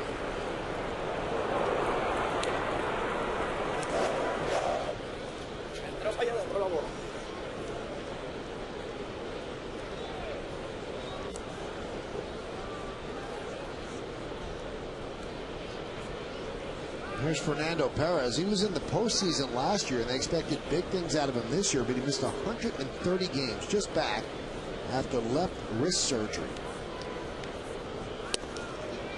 There's a strike. He's one of the Ivy League guys in the big leagues. There was a great story in USA Today the other day. I don't know if you saw it. The smartest guys in the world, and they have all these Ivy League guys that play in the major leagues, like Craig Breslow and Ross Ollendorf and Brad Ausmus, who's from Dartmouth, and how they're the guys that they're looked at as the weird guys, but they get asked all the questions. And people will walk by Brad Ausmus's locker and ask him like this outrageous question, and he'll make up an answer, and they'll think it's true. Where were you on that list? I was not even in the top 1,000. Not even the top 1,000. Shocked. Did you look at guys with the? I mean, you were a college grad. Did they look at you as kind of a brainiac? They might have. I definitely would have had them fooled if they thought that way, but. That one's driven out to right center field. Brett Gardner on the run. He dives and makes the play. They'll try to double him up. Do they get him? No. Oh, what a play by Gardner. Look at where he caught that ball. How much real estate he covered.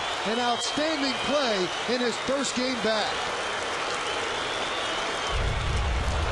You can't teach this. This is the one tool that you can't teach. It's speed. Watch the ground that Brett Gardner covers. He picked out a spot. He ran to it. Makes an outstanding play. Ball is slicing a little bit left to right away from Gardner. Covers a lot of ground. Nick Swisher gives it up to Gardner to make the play. Sliding catch and comes up with a strong throw. Just can't complete the double play.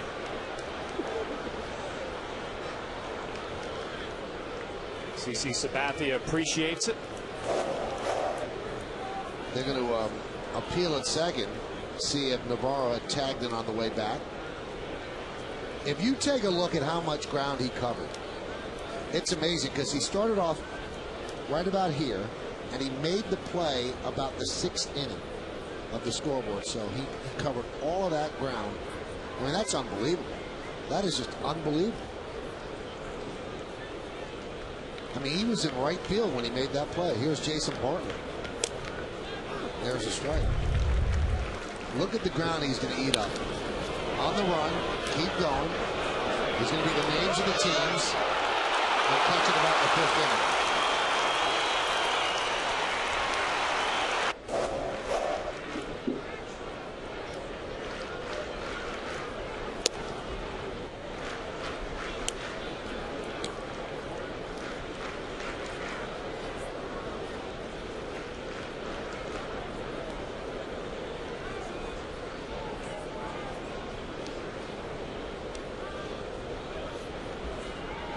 His slide there on the warning track. Guys out in the bullpen got a good look at that running play. Brett Gardner was running right in front of them.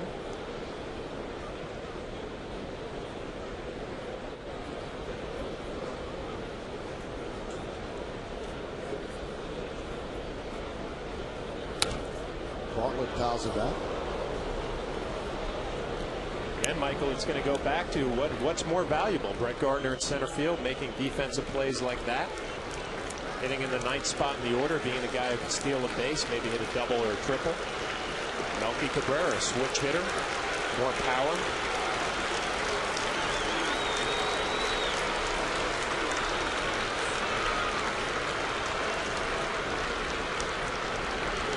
Runner goes, 1-2 is outside. And the throw to second, not in time. They didn't pay attention to Navarro, so Posada had no chance. Stolen base for the Rays catcher. Be one of those stolen bases you would wish that Jorge Posada not even throw the ball. Navarro had such a big jump. Like you said, Michael Sabathia not even paying attention.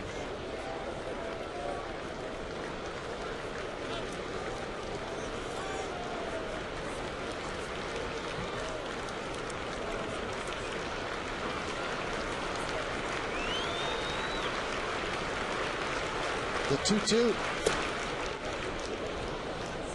And the count now full at 3-2 for Navarro's 5th stolen base of the season. Carl Crawford on deck.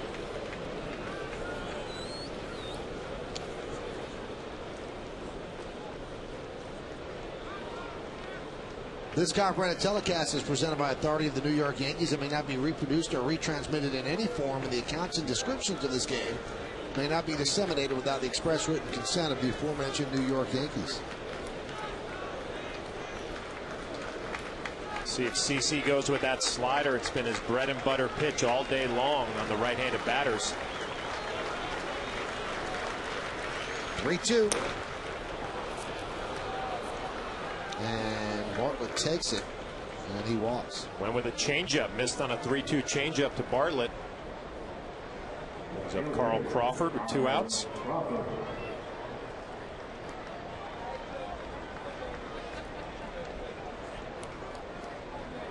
Crawford's 0 for 2. Struck out and grounded to second.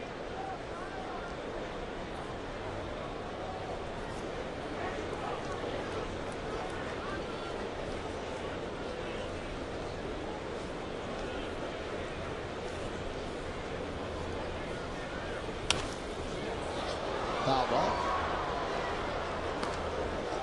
Jorge Posada just had a pickoff play on with Derek Jeter as a pitch count up at 73 for Sabathia. Jorge's trying to pick off Navarro at second base after he stole that base. Got a perfect pitch to throw on. Crawford just fouled it off.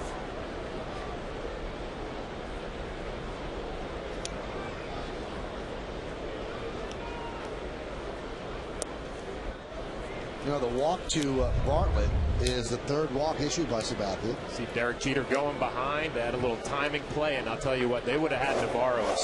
If Carl Crawford swings through that pitch, Jorge Posada had a clear throwing lane, would have had a good shot at picking off Navarro.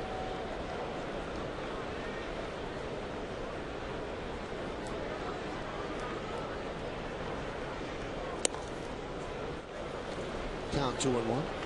Just watching Jorge Posada and Derek Jeter, I mean, the amount of games that those guys have played together, you wouldn't really even need a sign. It would almost just be like a little look, a little acknowledgement. We're on the same page. We've done this a million times before. A little bit of a cloud cover, so Jeter takes off the sunglasses.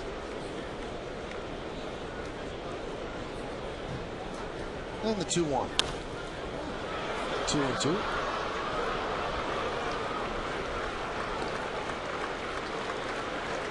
Navarro is at second. Bartlett's at first. 2 men out. Top of the 5th inning. 1-1 game. Sabathia has walked more than 2 for the first time since July 18th, which was 9 starts ago. So 3 walks today. 2 to Bartlett. And Posada will talk things through with his big left-hander.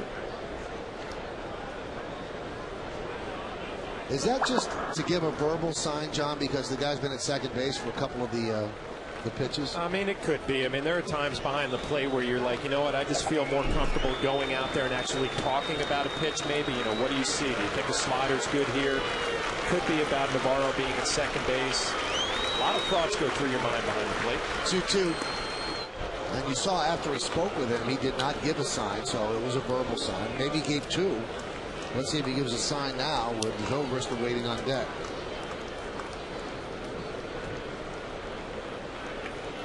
Just missed with the slider on a 2-2 count. They say that if you're going to throw a 2-2, you might as well throw a 3-2.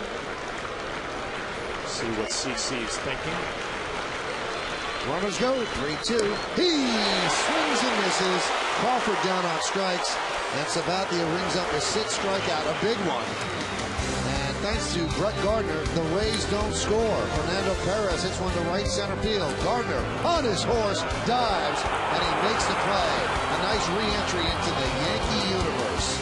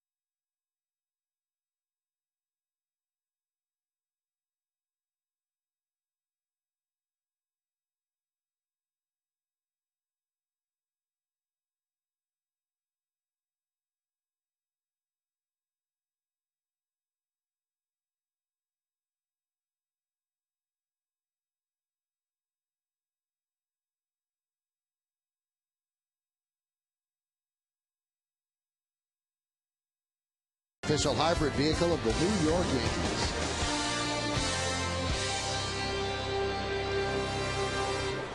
Eric Hinsky will lead off here in the 5th against Matt Garza. And the pitch is inside. 1-0. Matt Garza's been going at everybody with fastballs, you see on our Lexus scoreboard. We have a tie ball game. But Eric Hinsky's thrown a lot more off-speed pitches. Struck him out his first at bat. Count 1-1.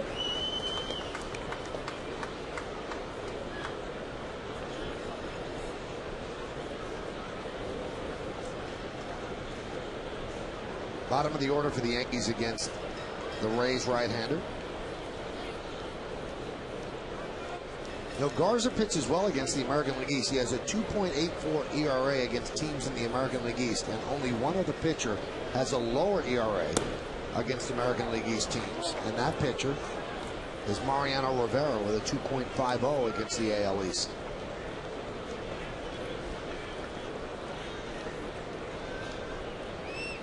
You can see why. I mean, Garza stands there. I mean, Cecil Fielder always used to say, look at him, he's standing a little crooked. It tells you he's feeling good about his stuff, and he just comes right at you.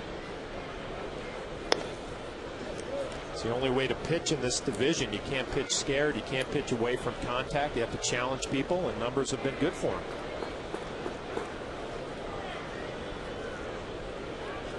Confident pose right there.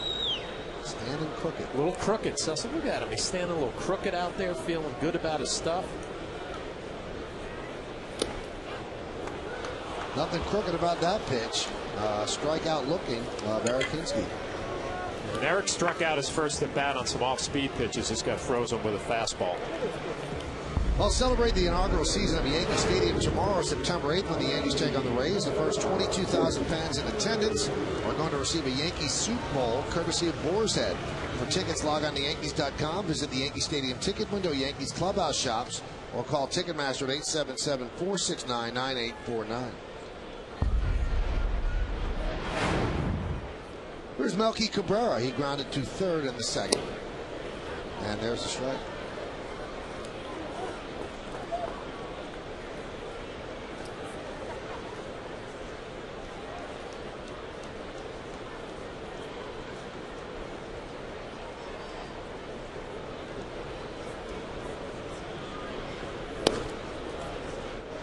Now 1-1.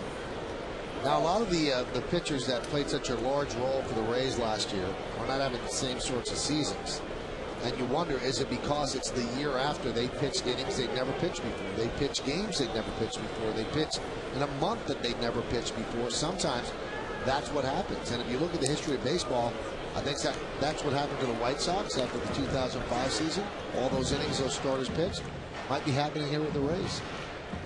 Yeah, think about Justin Verlander, the same thing. He had that great year, and then maybe 1 or 2 years weren't so hot. Now he's back this year with dominant stuff.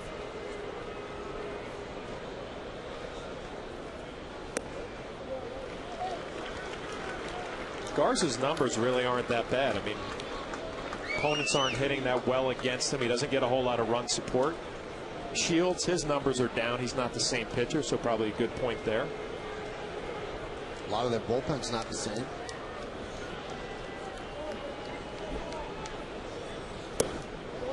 And Melky Cabrera works it well.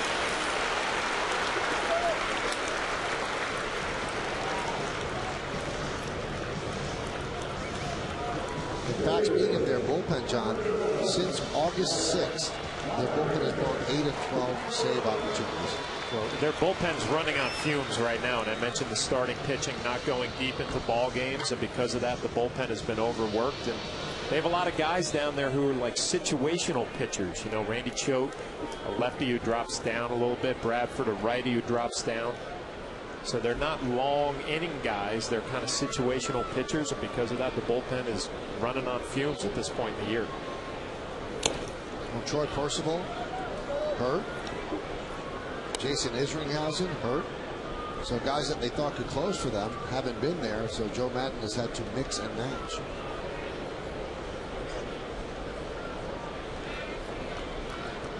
Gardner grounded to short.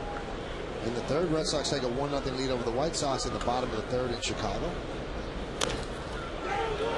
Tap back to the mound. Garza underhands the first and almost lost the play, but they get the out on Gardner as Cabrera advances to second. A lot of pitchers are not comfortable throwing the ball to first base. You see Gardner just slaps it into the ground, hustling down the line. Garza decides to go with the underhand flip, more comfortable with that. Able to make the play. Watch Gardner getting out of the box. Head down, digging. By about half a step. Here's Derek Jeter. Derek is 0 for 2. Had 3 hits yesterday to move him to within 3 of tying Lou Gehrig for the most hits in Yankee franchise history. He's 4 away from standing alone. One captain chasing another.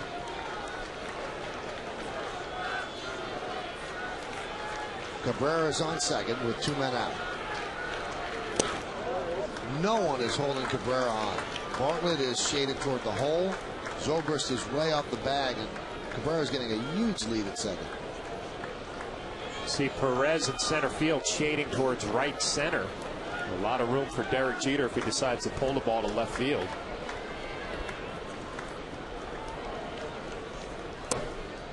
Strike, count 1-1. All right, Michael, is Derek Jeter the MVP of the American League? You know what? It's between Jeter, Teixeira, and Mauer, but you look at Mauer's numbers as a catcher, and it's going to be hard not to give it to Mauer. What do you think? I guess I'm pulling for Derek just because defensively I feel he's better than he's been in years. 24 stolen bases. I mean, the batting average speaks for itself. Power numbers. And 4 hits away from passing number 4. But is it one of those things where we watch this guy every day and appreciate what he does, kind of the intangibles of playing the defense, and a lot of the writers around the country aren't going to get to see that every day? Could be. But everybody that you talk to, obviously he's friends with a lot of the writers that have votes, and they say you can't ignore a guy who catches who's hitting .370. And Mauer is having an unbelievable year. Jeter should have beaten out Justin Morneau when Morneau won the MVP. And maybe there was an anti-Yankee bias at that time, and they didn't want to vote for Jeter. And maybe you gain more of an appreciation if you see him every day, as you said. But Mauer's going to be tough to ignore.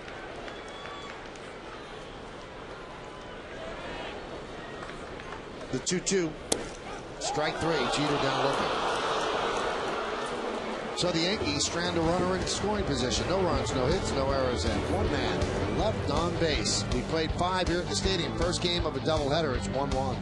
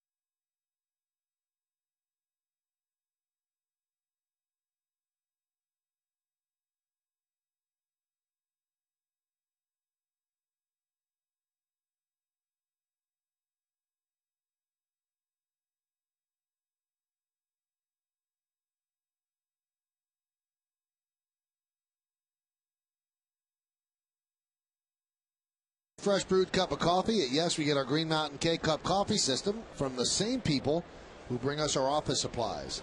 W.B. Mason, who but? We go to the 6th inning. It's a 1-1 game, each team with just 2 hits. And Ben Zobrist will lead off. You know, it's weird, John. Obviously, so much attention today toward that lollipop and also Derek Jeter's pursuit of Lou Gehrig. Wow, that's going to be some cleanup. In the mouth, kid, not on the cheek. See the dad, he's got the napkin out. He's going to try and start working on it. Don't even bother. You just wait. Wait until the lollipop's done and then get after it. Anyway, lost amidst the Jeter chase is that these 2 pitchers are hooking up to a real pitcher's duel right now. This is a game that the Rays desperately need, and the Yankees, want to keep putting wins up on their slate. It's a tie ball game, only 2 hits apiece and 1 error by Bartlett, proving costly at this point.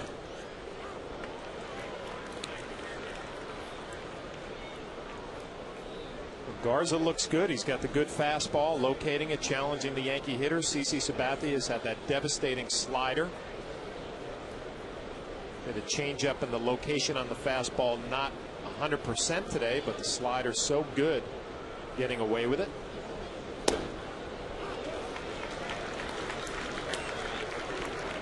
Well, the Sox have tied the Sox 1-1 in Chicago. That's in the bottom of the third. We'll keep an eye on that, and I'm sure that Tampa Bay's keeping an eye on that. Yankee lost yesterday, Red Sox win, so the Yankee lead is 7.5 in the East. Zobrist fouls it back. For the Rays, this game begins an 11-game, 11-day road trip. New York, Boston, and Baltimore. Now, the Rays have not played well against the first-place teams in the American League. They're 9-16 against first-place teams. Last year, they were 22-9 against first-place teams, and they were a first-place team as well.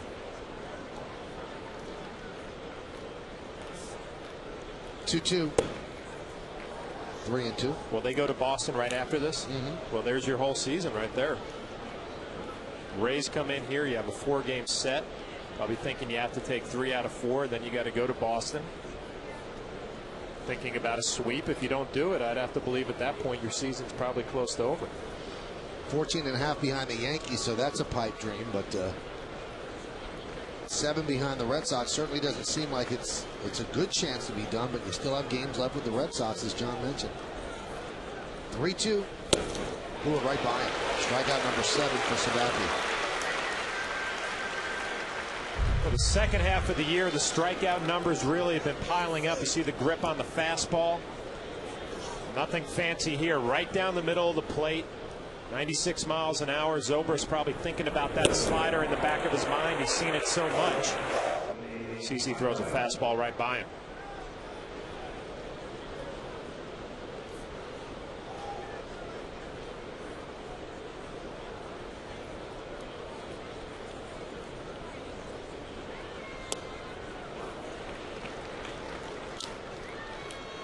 The father still poised to wipe the face.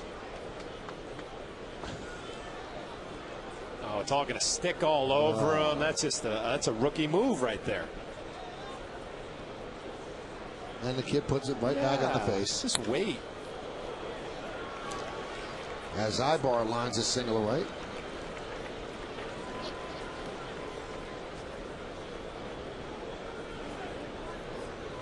You know what, though? You watch this swing, and the pitch was up, so he takes it the other way. But you look at that kid.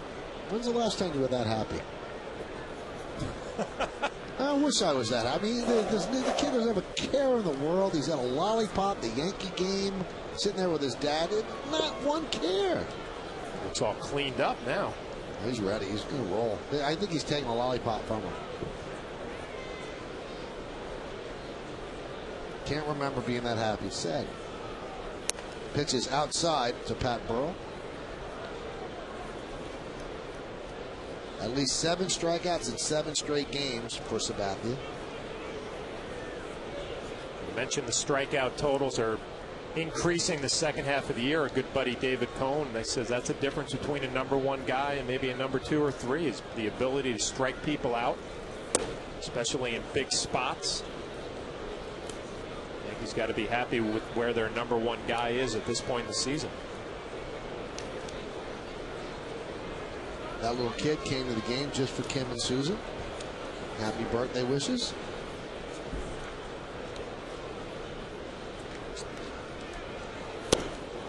Kim will be doing the second game pregame with that hat on her head.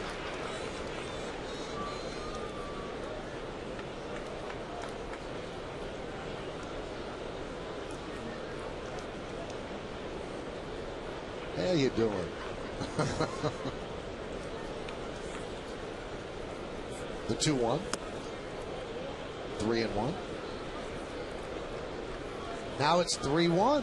White Sox over the Red Sox, bottom of the third.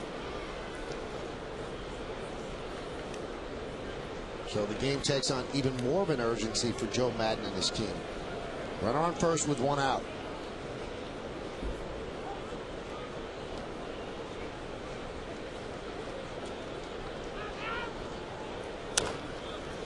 Dribbled slowly to Jeter. He charges, has one play. He makes it at first as Ibar advances to second.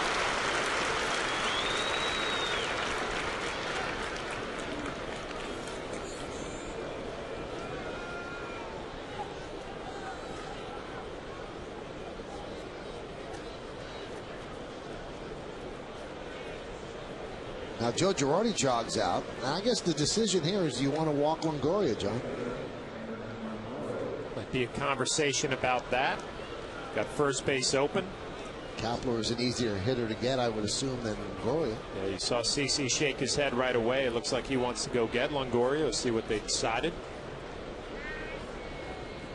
Now, is that totally the pitcher's call, or is it the manager? It's going to be a conversation, obviously, with a guy like CC. And you see the home run for Longoria, fastball out over the plate.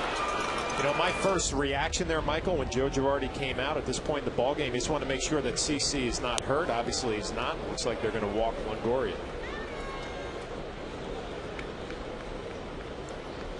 Now, obviously, the move will be judged on what Kapler does, but whatever Kapler does, I think that this is the move to make.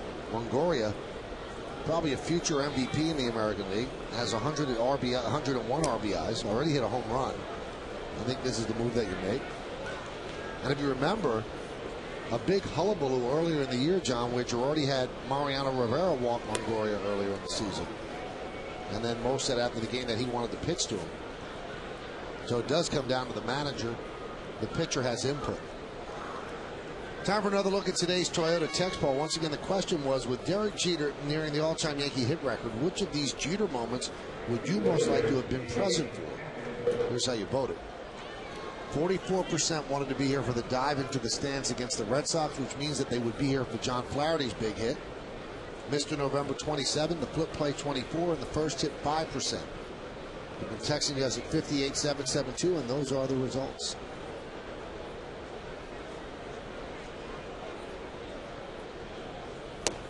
And there's a strike.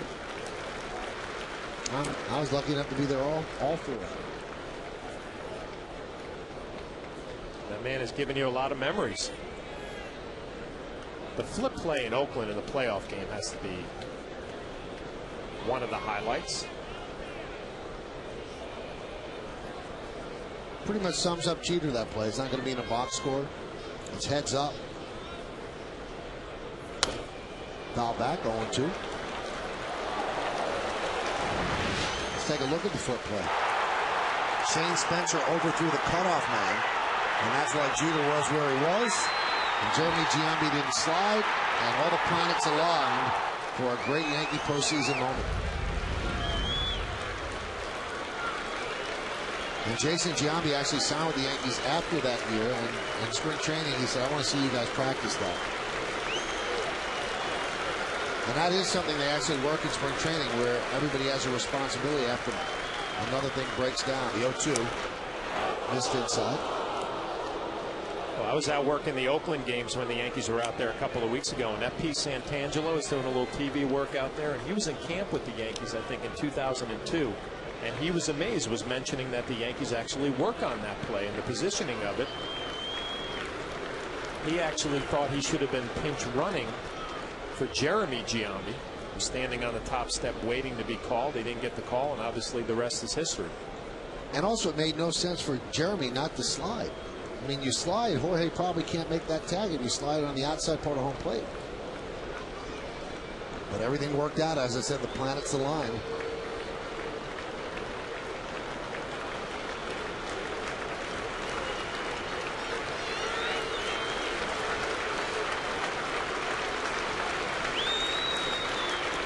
The 1-2 upstairs. That was the 100th pitch by Sabathia. The 100th was a good one. I mean, Kapler's one of those guys you can tie up inside with the fastball. Kind of has a different swing in that it's a little bit longer, but he's got some power, and CC trying to tie him up with the fastball just misses. If you throw a slider to Kapler, which has been a good pitch for CC all day, you better make sure it's down and in. That's really the pitch Kapler can drive. 2-2. Came inside, but Kapler held up. So now the count full at 3-2. That releases the base runner, so they have an advantage. Navarro's on deck. Back-to-back pitches inside to Kapler. A fastball up and in, a slider down and in. Jorge Posada, CC Sabathia, you have some options. Could go with that changeup down and away. Joe Girardi moving the defense, moving the outfielders. Moving up, he's more toward the line. A little bit deeper. Runners go, the 3-2. He struck him out. 95, and Kapler goes down for the 8th strikeout of the game for Sabathia. So the intentional walk paid off as Kapler swings through a 3-2 pitch. The Rays strand 2, we go to the bottom of the 6th.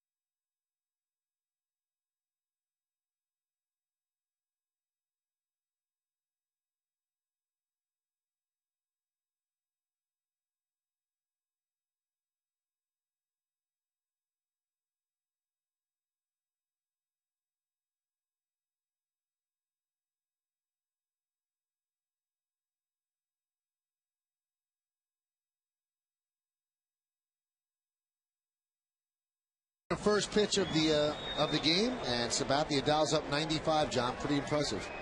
Well, he's got plenty left in the tank, and you know we always talk about it. You could throw the pitch count out the window with CC. Seems to go 115, 120. See if Joe Girardi wants to stretch him out in the 7th inning.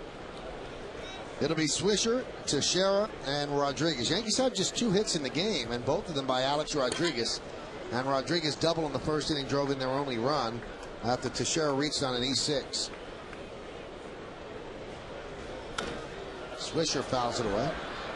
Well, Nick Swisher making a little bit of an adjustment. We talked about the home numbers versus the road numbers. He's taking a black bat up there with him, trying a new piece of lumber, maybe trying to change his luck a little bit here at Yankee Stadium. Whatever it takes. And he gets a base hit here at the stadium. A leadoff single in the 6th. Just a veteran hitter making an adjustment. Sometimes it's not the swing or the approach, it's the piece of lumber you have in your hands. Nice job changing it up, going to the black bat right off the end. Slap it right back up the middle.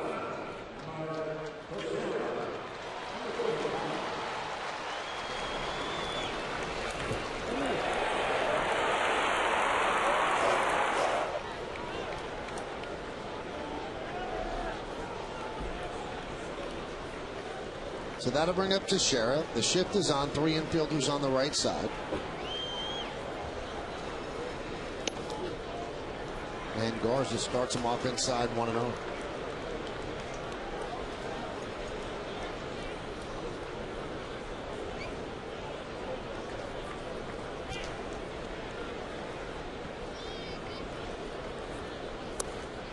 Missed outside 2-0. Exaggerated shift for Mark Teixeira. Bartlett playing well to the right side. Now Longoria going to shortstop.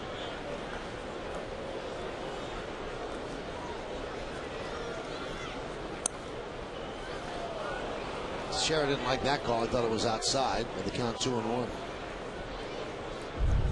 Talked about Garza's got a four-seam fastball. This one has a little bit of movement. It's a two-seamer. Looked like it finished off the plate. Garza gets the call from Jim Wolf, the home plate umpire.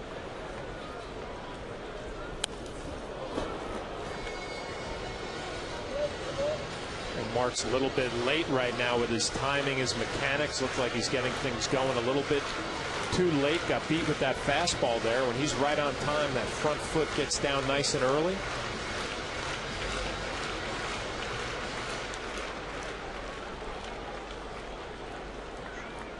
You're Garza and you see Teixeira get beat with that fastball, you go right back to it. You don't want to do him a favor by throwing an off-speed pitch.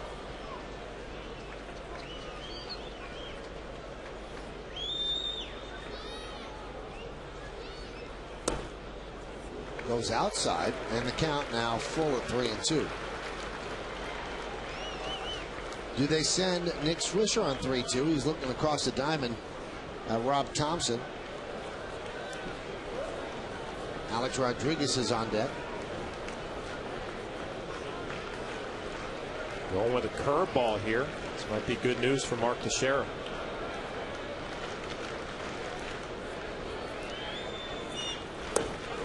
Strike three. Wasn't. He was frozen, expecting something different. Garza's been going with a fastball to him, and then a 3-2 count. Just dropped the curveball middle of the plate. Really wasn't located well. It was just Mark got fooled. Looking for a fastball. He knows it. It was pretty much middle. Thought that might have been right on time with Mark getting ready a little bit late. Just got caught looking.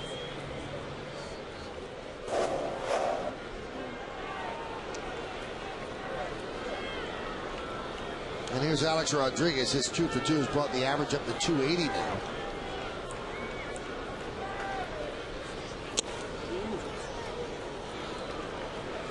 One and 0.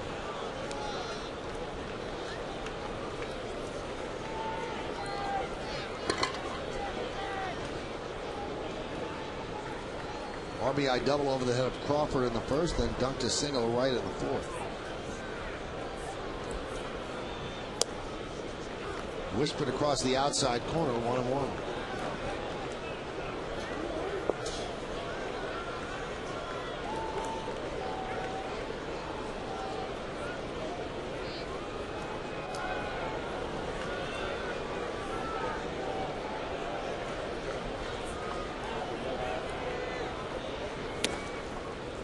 Count 2-1. Well, Alex has done a nice job in the second half. His numbers have gotten better, but that leg kick is not as dramatic as it was in the first half of the year. You see the numbers against Garza. Outstanding, 429 with 1 home run. You see Alex's stance a little bit wider than it was at the beginning. The leg kick not as drastic, and because of that, using his hands a little bit better. That one is dumped into center field. It's a base hit. 3 for 3 for Alex Rodriguez. Swisher stops at second. There just aren't as many moving parts in his swing right now. Watch the front leg. Comes up just a little bit. Not as drastic as it was early on. Puts it down early. And just stays inside. Doesn't hit it on the sweet spot, but strong enough to drop it into center field. 3 for 3. Much simpler swing mechanically for Alex Rodriguez.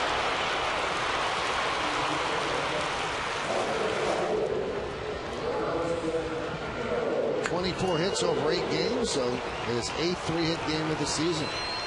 Now he's over 280. Had yesterday off. That was his day off for the week. There's some uncertainty whether or not he'll play the second game today.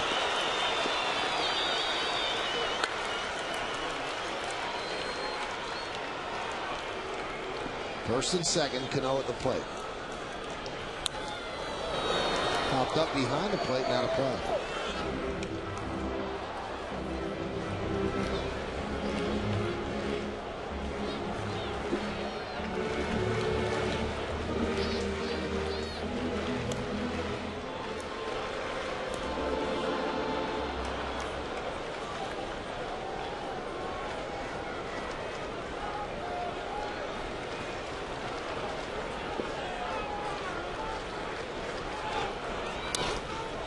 Grounded left side. Backhanded by Bartlett.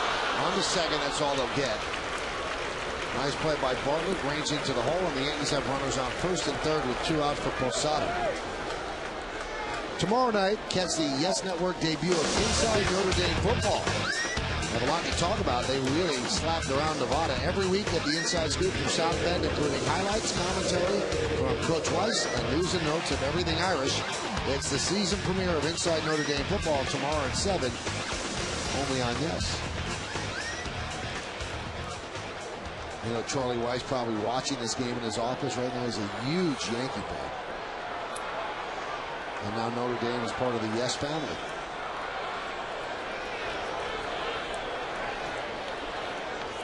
Posada 0 for 2 against Garza. Go-ahead runs at third base for the Yankees. That's Nick Swisher. Count 1-0. Yanks are hitless in 3 at-bats with runners in scoring position today. 94 pitches for Garza, 54 strikes.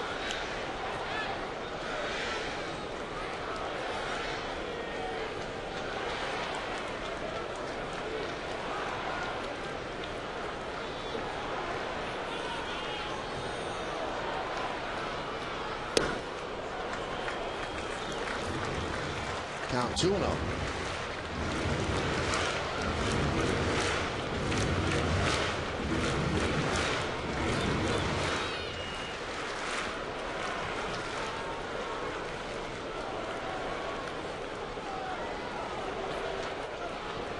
Sabathia, no one warming in the Yankee bullpen. He's going to pitch the 7th.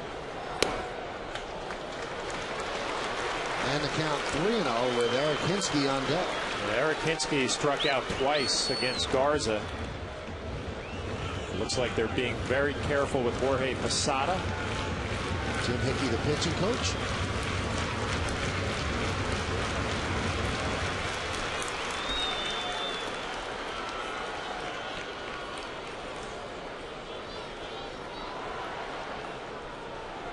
Do they turn Posada loose on 3-0? Taking, and the count 3-1. Makes Garza so tough. I mean, it's a 3-0 count, and he's able to locate that fastball right on the outside corner. It's a strike, but it's not a good pitch to hit if you're Jorge Posada. Keep making those pitches and hitters counts, you're going to have a good day, which he's done so far today. That one is drilled to right field. Kapler back, still back, and he makes the play on the warning track for the final out of the 6th. So Posada hit it hard, but Kapler ran it down. No runs, 2 hits, no errors, and 2 men left on base. 6 innings here at the stadium. It's a pitcher's duel. It's 1-1 as we go to the 7th. Garza's enjoying himself.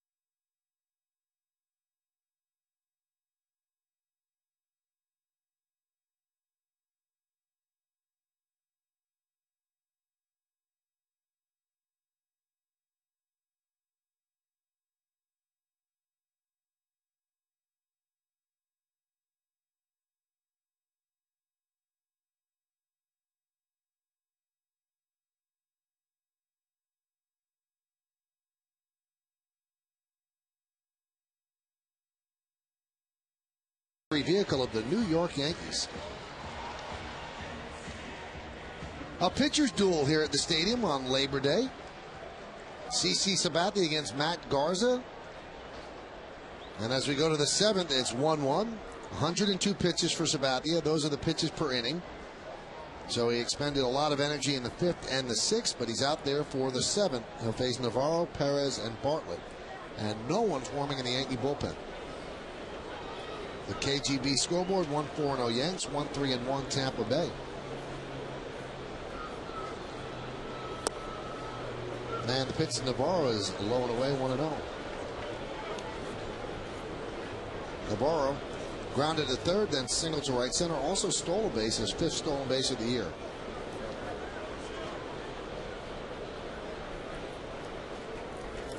Five years ago today, Leonardo Navarro actually made his major league debut for the Yankees. He's out of the Yankee farm system, and it was against the Rays. Teammate of mine. Well, I think that was maybe obviously a September call-up. Prospect coming up with the Yankees. Grounded sharply to short. Jeter's right there. One away. Sabathia with 8 strikeouts. Take a look at the strikeouts from CC. A fastball down the middle. Goes with a slider for Pena, and he ends his day. Another slider to Pat Burrell. It's a common theme. The slider has been an outstanding pitch for CC all day. Down and into the righties. Down and away to Carl Crawford, the lefty. Power fastball when he needs it. He's had it all working today.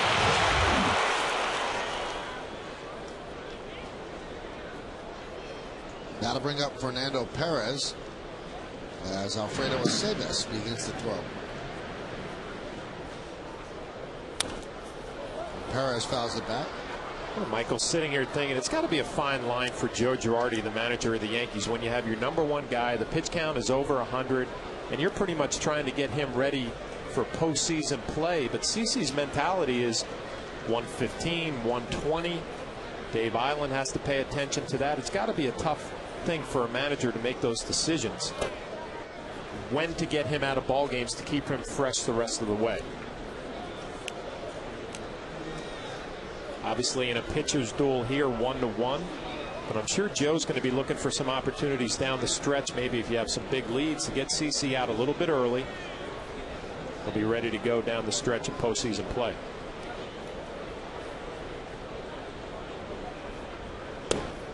Including this one, the Yankees have 25 games remaining in the season, so you have to feel good about a 7-game lead, but you know how managers are. They look at history, and a couple of years ago, the Mets had a 7-game lead with 17 to go and blew it, so you can't really go into cruise control totally, but you also have to keep it in the back of your mind. We want our guys fresh going into the postseason. It's a fair point. I guess when I watch this Yankee team, though, I just don't see the chinks in the armor. You know, they play solid defense offensively. They're tough all the way through the lineup. Their rotation's solid. The bullpen's been fantastic. They seem to go out there and win series after series. 3-1. Strike. I agree with you, John. I couldn't see them doing it, but you know how managers are. They want to worry about everything. Now with Sabathia and Burnett pitching on the same day, one of them is going to get an extra day of rest because of the Thursday off day. So maybe that'll extend him just a bit because of that.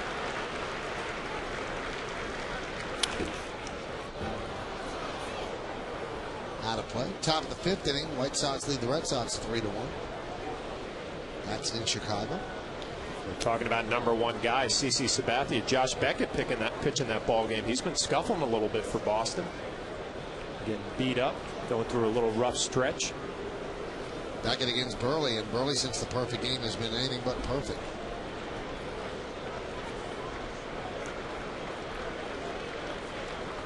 And the 3-2. Foul back.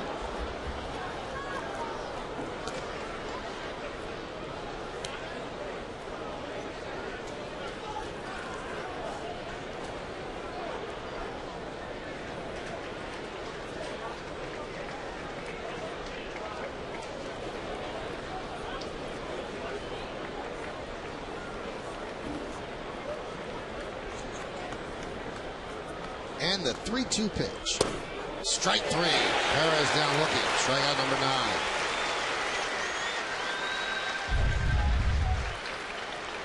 Perez, the number 9 hitter in the lineup. CC Sabathia not messing around. Good fastball, perfectly located down and away. Nice catch by Jorge Posada. You can see it nips the corner. It's another strikeout.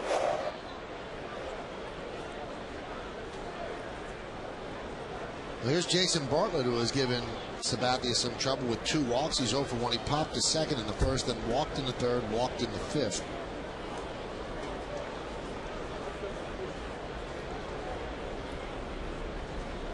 How's this for a great stat? And one of the reasons the Yankee bullpen has been so good. CC has now gone at least 6 2/3 innings in 24 of his last 27 starts.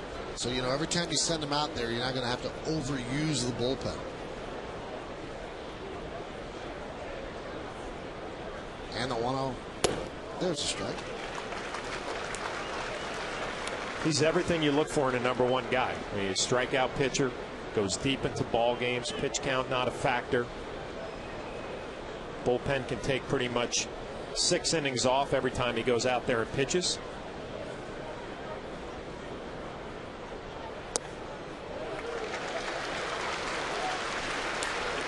Now, for those that are wondering, Mariano Rivera said yesterday, I could have pitched yesterday, and if they need me today, I could pitch. So his groin injury, he feels, is taken care of, and he's ready to roll if the Yankees need him. So he's out there putting a fresh piece of gum in, ready to roll.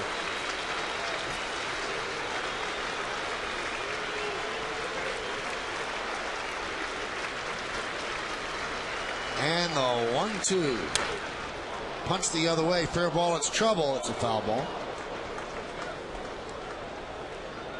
Nice job by Bartlett just to foul that pitch off. CC trying to elevate a fastball up and in on his hands.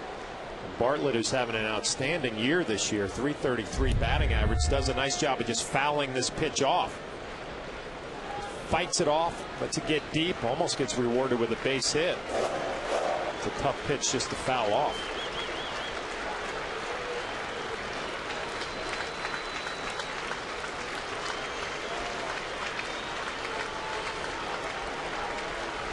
And the 1-2. 2-2.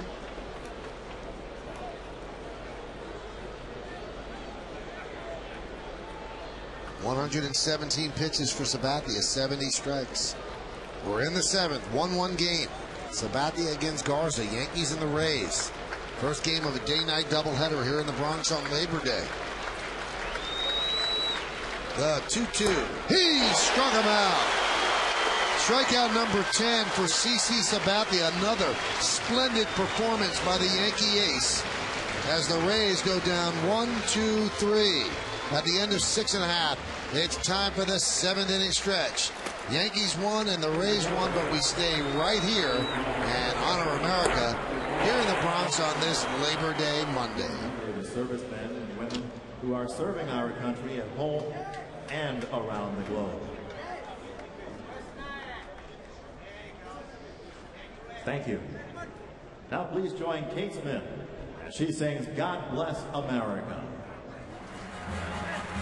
God bless America, land that I love. Stand beside her and guide her through the night with a light from above, from the mountains to the prairies, to the ocean,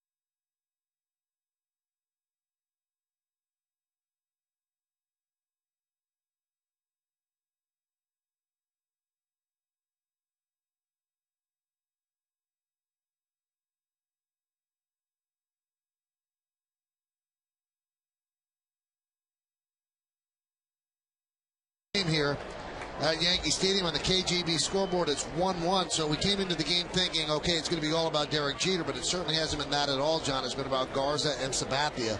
They have both really done their job. They've been dealing from the very beginning, and Garza deals now to Eric Hinsky, who tried to untie it with that one swing. Yeah, this has been kind of the story of Matt Garza's year. The Rays just don't score him any runs, and you really can't blame him today. CC Sabathia has been on top of his game. 10 strikeouts, so we got a pitcher's duel, bottom of the 7th. The 0-1. You know, there are fans that are split, John. Some like high-scoring games, some like pitcher's duel. As a player, what do players prefer? Well, I think as an ex-catcher, this is what you love. I mean, a pitcher's duel, 2 number-1 type guys going at it, throwing up a lot of zeros. Phil Hughes getting loose in the bullpen. There's a lot more strategy in a game like this than a slugfest. I guess the hitters don't like it because there's a lot of overs. Eric Hinsky's trying to figure out Matt Garza. He struck out a few times. First at bat, Garza went with a lot of off-speed pitches. Second at bat, a lot of fastballs. Right now, Eric Hinsky caught in between and in the hole 1 and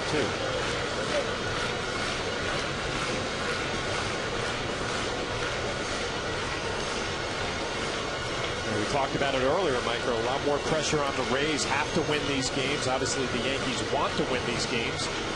But not as much pressure, so you go into late inning situations. The Yankees are going to be nice and loose, relaxed, playing at home. Joe Maddon's ball club, a lot of pressure on them to stay in this wild card race and pick up a win. Now we're talking about the Yankees' 7-game lead over the Red Sox, which is a healthy lead with 25 left to play. But you know, Nancy just mentioned something that we should not overlook. That one's fouled away. They also want to have the best record in the American League. Not to thump their chest and say, oh, we're the best. But if you get against the Angels in the American League Championship Series, you want to have those 4 games here. And they're just 4 games ahead of the Angels, so they need to win games. It's a great point. But like I mentioned before, I just don't see this. There's no let-up in this team. Even when you think maybe after a game like yesterday where they played terrible in Toronto, and that's fine, they come back and play another quality game today. Position to pull out a W at the end of the day. Seems like a different team, Michael. You know, it's focused. You're looking at the best records there. They go out, they do their job every day. If they have a bad game, it's like they throw it out the window, come back, and get on a roll again. The 2-2. Off speed. 3-2. Yankees have a game remaining with the Angels here, and then 3 more in Anaheim against the Angels, so those could play a huge role in the best record in the American League. And also psychologically, the Yankees want to do some damage against the Angels, get that out of the back of their mind. And I think every Yankee remembers those 3 games right before the All-Star game. Shattered bat popped up. High bar will make the play 1 away. You know, Michael, it's a good point. The Red Sox, they've kind of erased those demons. They have to do the same thing against the Angels. They're going to be a playoff club. You got to believe at some point they're going to face them. You want to get a few W's. Well, today after the postgame, get the skipper's take on the recent tour of the American League East with WB Mason presents the Joe Girardi Show. And with the playoffs around the corner, here Joe's plans to keep the Yankees on top. It's the Joe Girardi Show today after the postgame and an all-new Sunday at 5, only on Yes. 1-1, bottom of the 7th. And here's Melky Cabrera. And the count 1-0.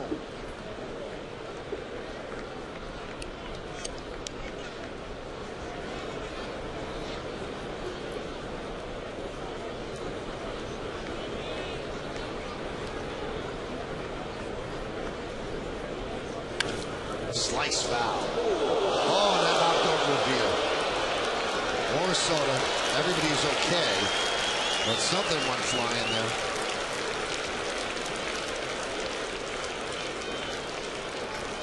Everything's fine. You get a baseball, you get a hug. A great day down there.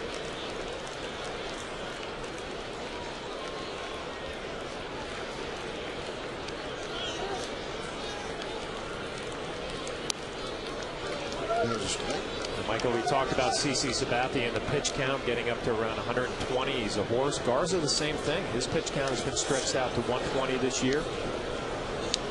108 right now.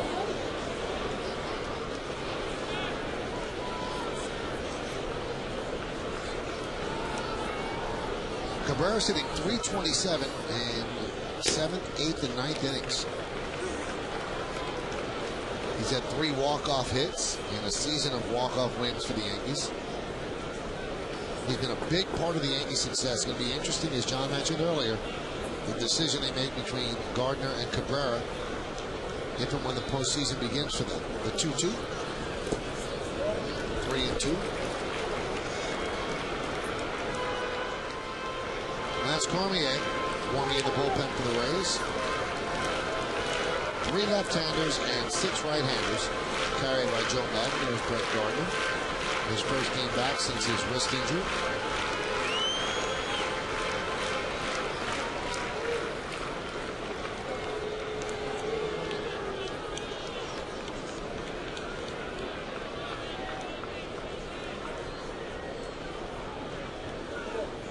Here's the payoff to Cabrera. Hot shot and past the diving Ibar into right field. So that average goes up for the late innings as Melky with a 1-out single. Nice piece of hitting by Melky Cabrera. You see Navarro setting up in, and it's up and in. Nice job by Melky Cabrera getting to that spot. Being able to clear that fastball out. Ibar diving just underneath his glove. Pena came out of this ball game early. Ibar replaced him. Can't make the play. Melky Cabrera on first base with 1 out.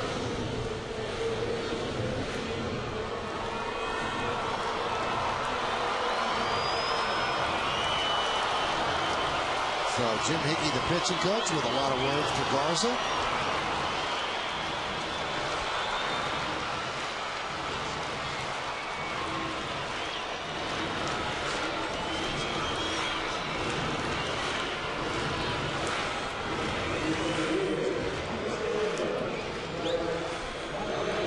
Bring up Gardner. Might be an opportunity for Joe Girardi to play a little hit and run, possibly with Melky at first. Gardner up, hitting in the 9-hole. Short stroke puts the ball in play.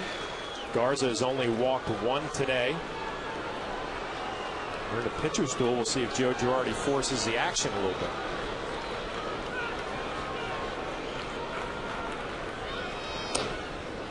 Strike on the outside corner.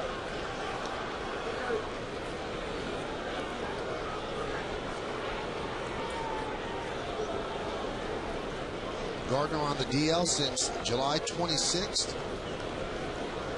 A couple of rehab games, 1 for 11. He's 0 for 2 today, but a great catch in right center field. Boy, it's Fernando Perez playing Gardner shallow in center. Now, John, we've seen Gardner show some power. The left fielder Crawford, the center fielder Perez, they're playing at Little League depth out there. Yeah, I think especially Perez at center field. I mean, Crawford is shallow and left, but Brett Gardner has a little bit of pop that way. Usually his power is a little pull power. You'd expect Perez at center field to play a little bit deeper.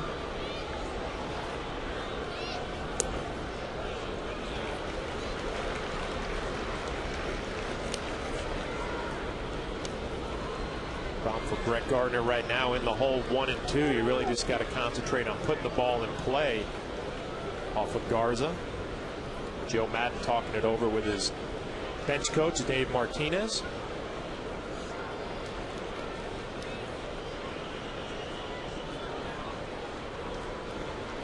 The 1-2. That one's bounced up there, and Cabrera takes off for second. He makes it. Heads up base running by Melky Cabrera.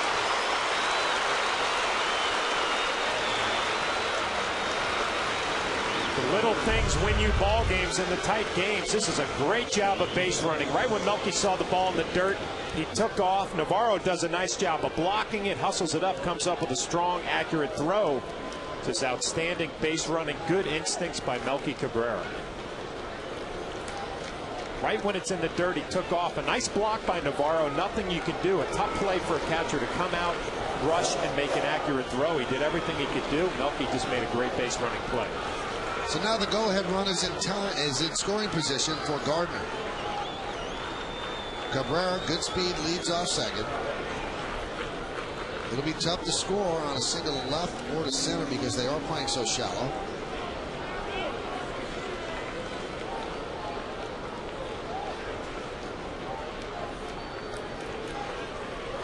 And the 2-2. Did not chase. And the count 3-2. And Derek Jeter's on deck.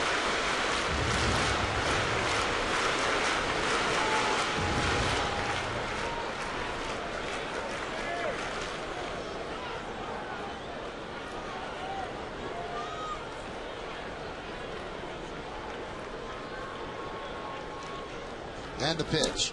Strike 3. Gardner down looking.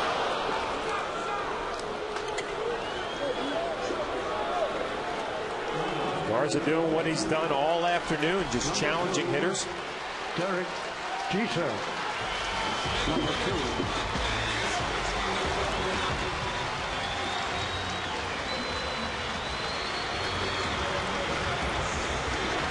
Great sign. Sorry, Lou. Here comes 2. Lou being Lou Gehrig with 2,721 hits. He's been atop the Yankee hit leaderboard for 72 years. And Derek Jeter is not even worried about that record right now. He wants to get a hit to give the Yankees the lead. He's 0 for 3 so far today.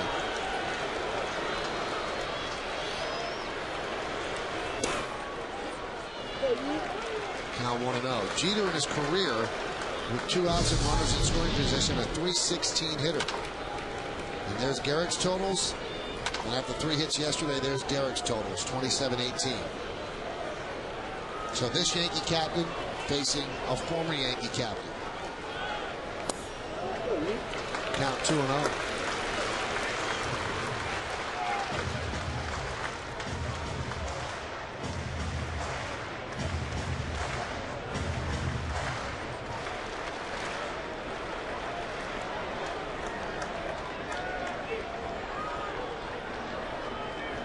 Melky Cabrera leads off second. A good lead.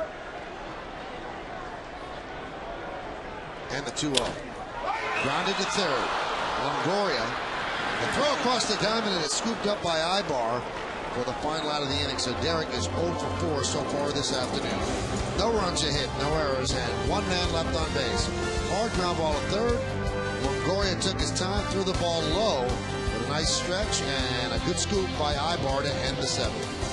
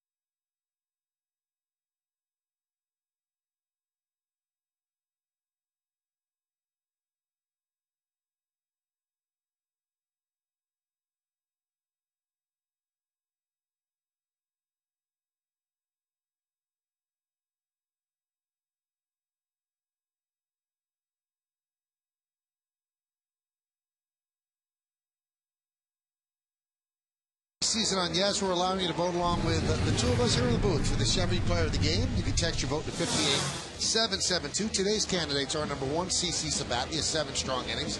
Number 2, Alex Rodriguez, 3 hits. Number 3, Matt Garza, 7 strong innings. And number 4, Evan Longoria with a home run. Vote now, make your voice heard. Standard text messaging rates, of course, apply. Well, that's going to do it for CC Sabathia. 7 innings of outstanding baseball. And Joe Girardi makes the call to the bullpen, which is brought to you by AT&T.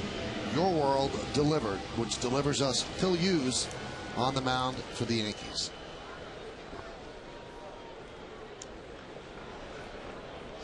That's what he's done overall, including starting.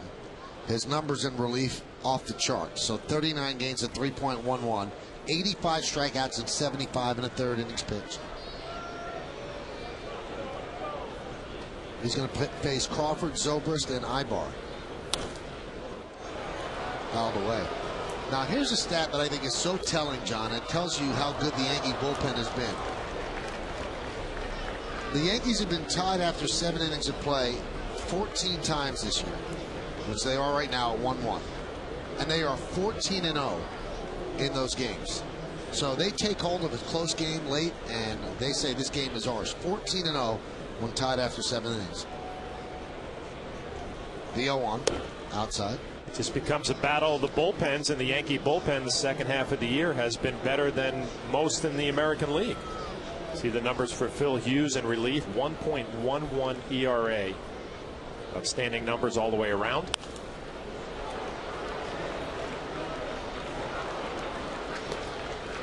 Doing a nice job of jumping ahead on Carl Crawford. Obviously, you want to keep him off the bases. He has 55 stolen bases on the year.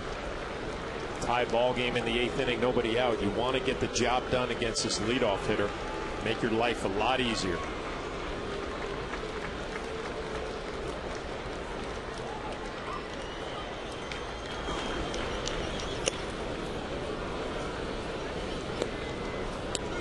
Carl Crawford has an open stance, a lot more open than I remembered, as Zobrist getting loose, going to hit from the left side against Phil Hughes. He's hit right-handed all day against CC Sabathia. Carl Crawford has that open stance a little bit more than I remember, really diving into home plate. The Yankees trying to pound him inside.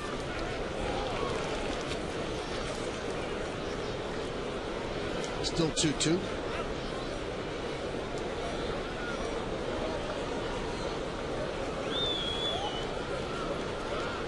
A lot of conversations for Jorge Posada with CC Sabathia, now with Phil Hughes.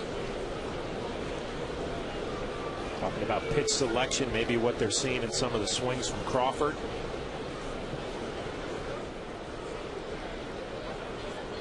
Be a good time for a cutter maybe in on the hands. We'll see if they want to go that way.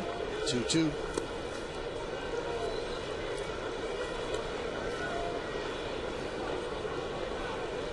And the count is full at 3-2. Carl Crawford knows the deal here with all his stolen bases. He knows Phil Hughes is probably going to come right at him. At least throw a strike. The last thing you want to do is walk Crawford.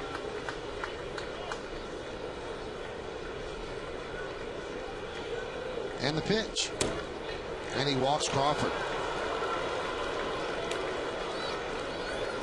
We know fans take their Yankees seriously, so now those fans on the go can watch live Yes Network games on their PCs and laptops. If you're a Blue Ridge Communications customer who watches Yes, log on to YesNetwork.com, Yankees.com, or BRCTV.com to get more information and sign up for your subscription now.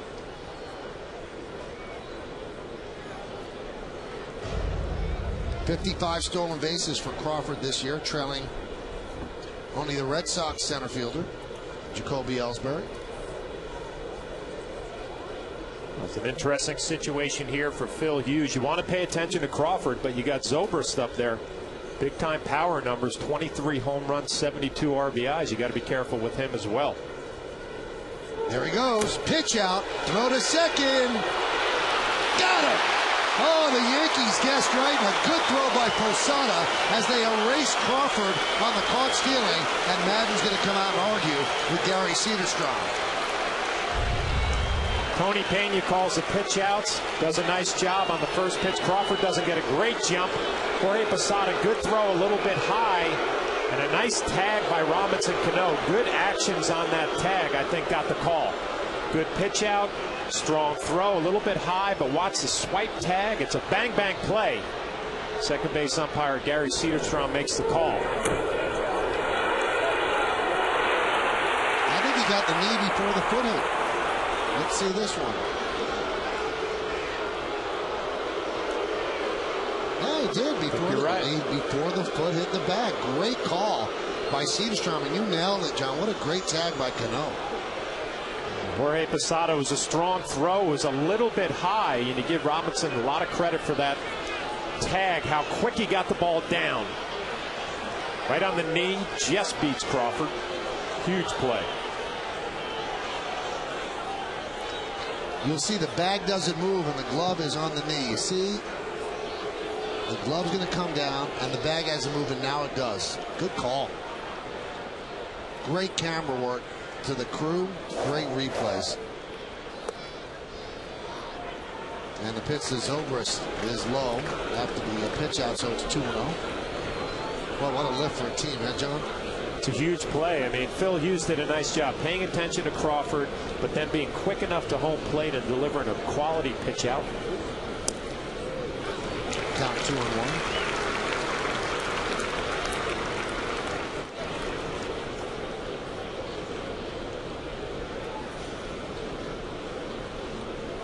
Crawford didn't waste any time. He tried to go on the first pitch, got nailed.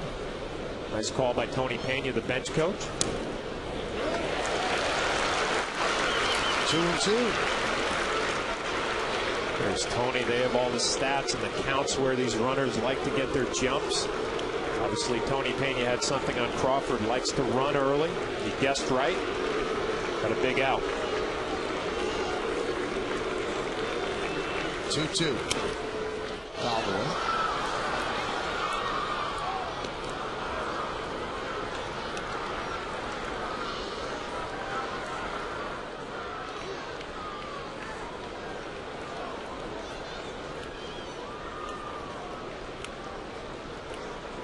Lance Cormier probably will pitch the bottom of the 8th.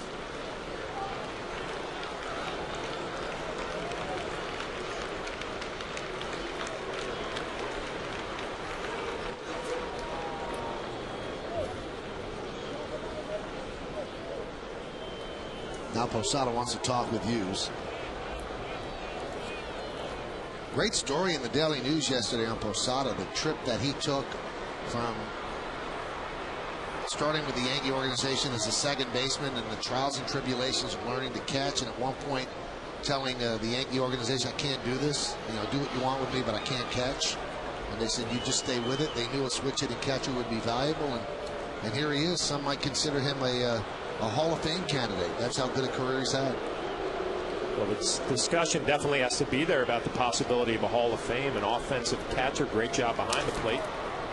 Chop towards second, charging Cano. 2 outs.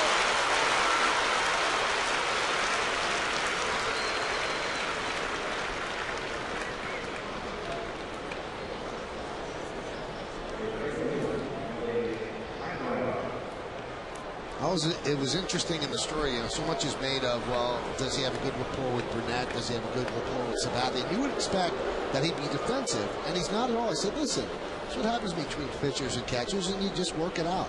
You don't sit here and worry about it and complain about it. You just work it out. Pitch to Ibar's high.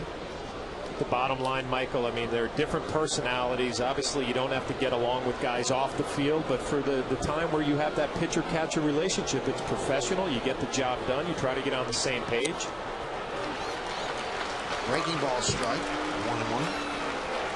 And the one thing I can say about Jorge Posada, I didn't realize how much he cared about his pitchers until I got here and played with him. I mean, he's all about the pitching staff. That's his priority.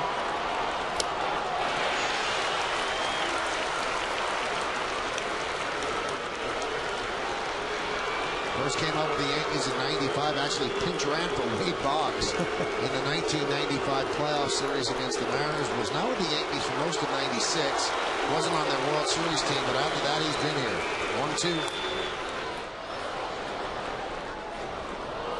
1-2. And Joe Torre did something that was a ceremonial passing of the torch from Girardi to Posada. He made sure that Girardi had a seat on the bench for Game 4 of the 1999 World Series against the Braves. He wanted Posada to be there for a clinching game, and then Posada was pretty much the starting catcher after that. A 1-2 popped up. Alex Rodriguez will make the play, and that'll do it here in the 8th inning. The key play, a pitch out. The speedy Carl Crawford goes. Quick throw, quicker tag by Cano, and we go to the bottom of the 8th, tied at 1.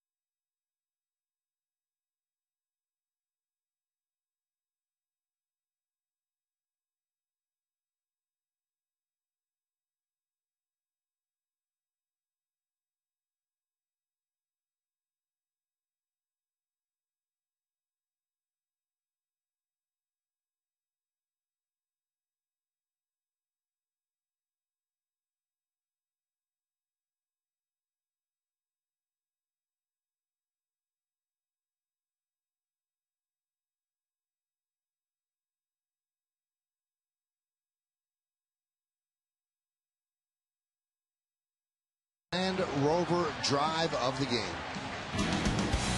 Evan Longoria in the 2nd inning took a fastball from CC Sabathia, supposed to be away. It ends up pretty much middle of the plate. Home run number 29 on the year. It's her Land Rover drive of the game.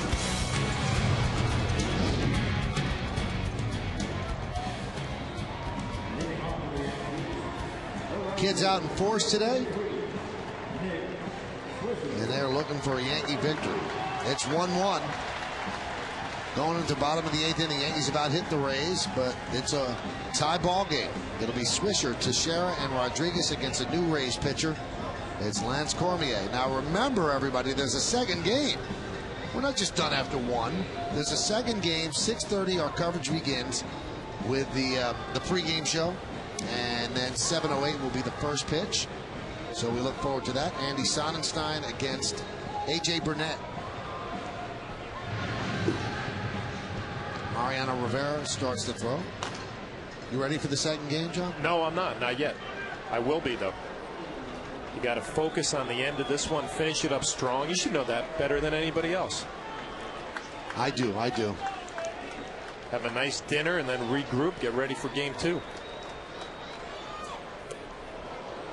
Cormier deals, and a swing and a miss by Nick Swisher. Well, John's eating right at the place that's advertised right behind Nick Swisher, NYY Steak.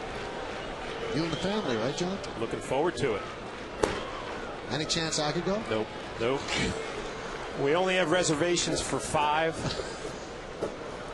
We'll invite you another time. The next day night doubleheader we do, we'll keep you in the loop. Doesn't look like anything I could convince you of. I think NYY Steak is going to be packed. There's no way we can fit an extra seat in there, so we'll take a rain check. Thanks, John. The 2-1. 3-1. Nick Swisher wants to work his way on. The lefty is Brian Schaus. The righty is Chad Bradford. Spoke about the Rays bullpen. They have been overworked. They're a little bit fatigued. They have definitely been a weakness for this Rays team lately. And Swisher does work a walk. So the go-ahead run is on base. It's a tough spot for Joe Maddon, the manager of the Rays. The starting pitcher did an outstanding job. You have to go to the bullpen. They've been taxed with no other choice.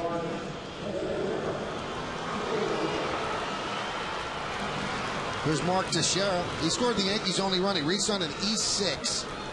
Bartlett was on the second base side of the bag and just booted the ball. Would have been the third out of the first inning. Then Alex Rodriguez doubled over the head of Crawford. That's the Yankees' only run. And there's a strike to Teixeira.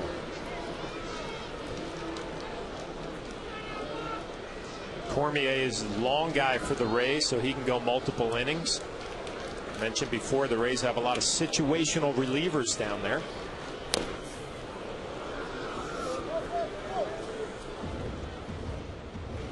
Teixeira's hitting .277 overall, .295 here at Yankee Stadium.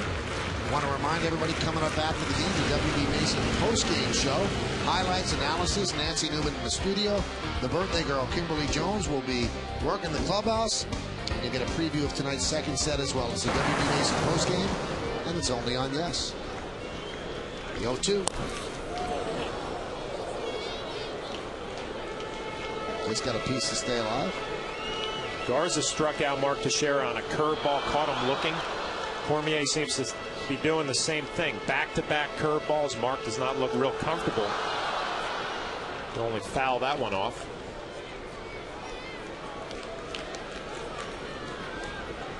And the 0-2 outside. All of the left side of the infield is open. Longoria is shaded up the middle as a shortstop with the shade.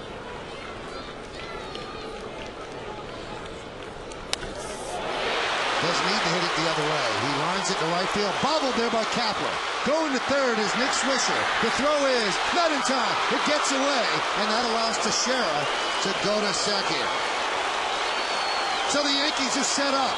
Second and third, nobody out, and Alex Rodriguez coming up.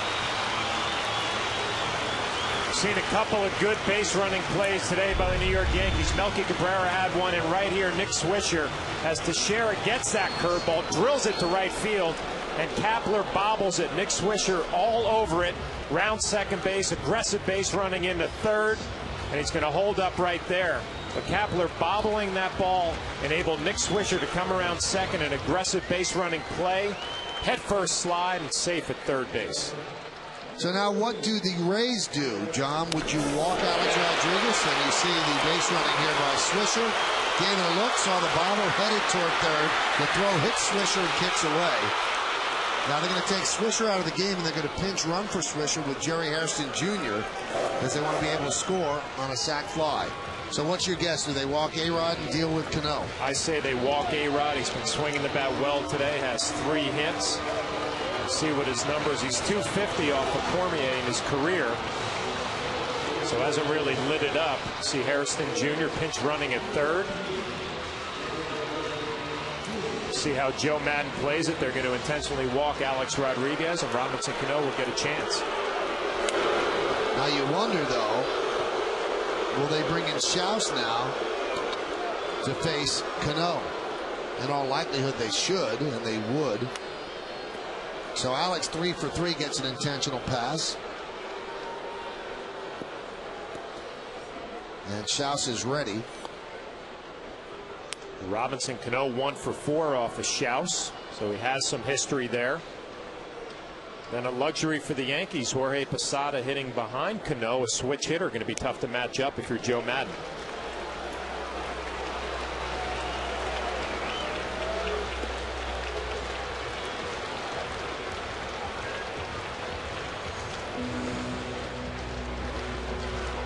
Well, Madden doesn't look as if he's coming out. He's on the top step of the dugout. Schaus has certainly had plenty of time, so he's not stalling. Looks like they're going to have the righty pitch to Cano.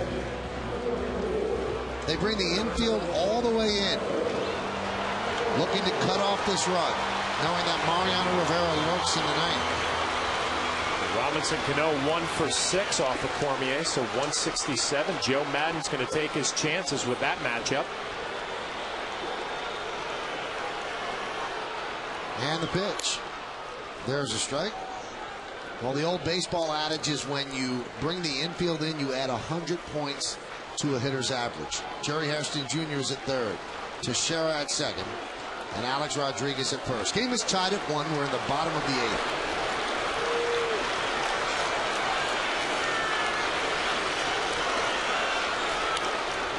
Popped up behind the plate and out of play. Robinson got back-to-back little cut fastballs pretty much middle of the plate. In the hole, 0-2 right now. You got to shorten up, just put the ball in play.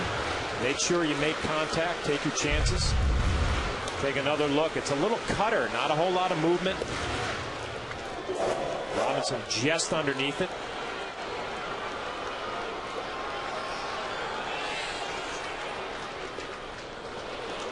Blocked there by Navarro, 1-2.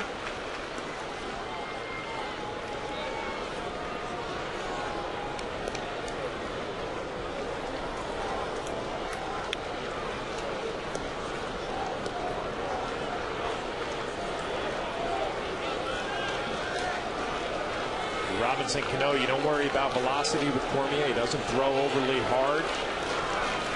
I said just try to shorten up, let the ball travel and get deep. Try not to be too aggressive, just put the ball in play.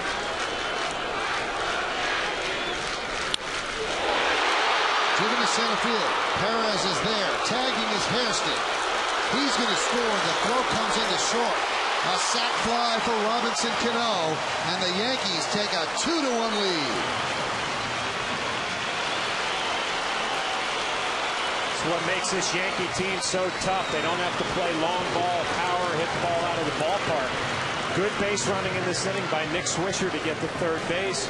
Nice job of situational hitting by Robinson Cano, and Joe Maddon's going to make a call to the bullpen. He calls for the right-hander Chad Bradford.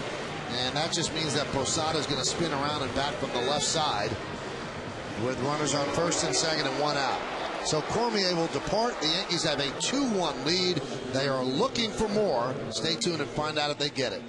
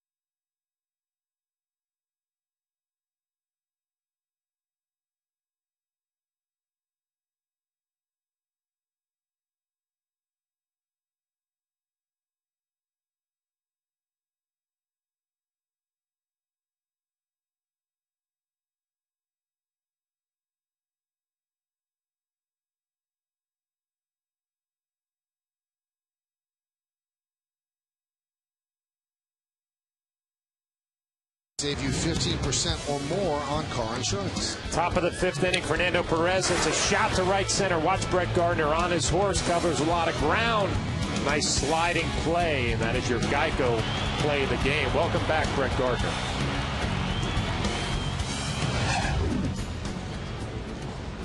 Well, you've got Teixeira at second. A-Rod is at first. And the sidewinding right-hander Chad Bradford will pitch at his 17th game. 18 hits in 8 innings, not good. 1 walk and 6 strikeouts. So Posada, a switch hitter, will just spin around to the left side.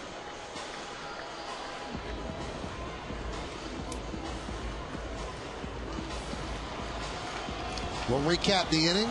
Swisher walks, Teixeira singles. The newest Yankee, Shelley Duncan, was called up today. And that moves Swisher to third. Then E9 on the bobble by Kapler. Hairston pinch ran for Swisher. Alex Rodriguez intentionally walked. Then Robinson Cano, a sac fly to center, gives the Yankees a 2-1 lead. Posada's had 4 bats against Bradford. He's 1 for 4. Jorge Posada knows he's going to get a sinking fastball. It's going to be running away from him. I expect Jorge to have the approach up the middle the other way.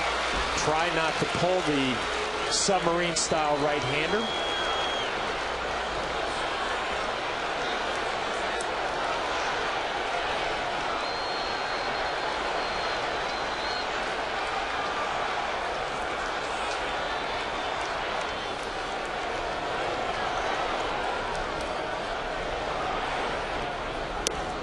Pitch to Posada is a strike. But the toughest part about facing a guy like this, Michael, is picking up the ball out of his hand. You're Jorge Posada. You're so used to looking up over the right shoulder, maybe the bill of the pitcher's hat to pick up the ball. You got to set your sights lower, somewhere around the hip. It's usually where the ball's going to come out of his hand. Driven to right field and deep. That ball is going to be off the wall. Teixeira will score. Alex Rodriguez will hold it third. The ball gets away. The runners stay put. The Yankees have a 3-1 lead on Posada's RBI single.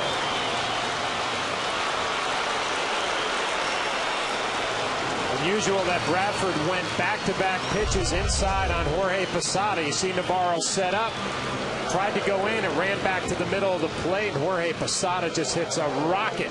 See the delivery down underneath. Obviously, Jorge Posada did not have a problem picking up the release point. Smokes this ball to right field. It's held to a single, but more importantly, the Yankees add another run.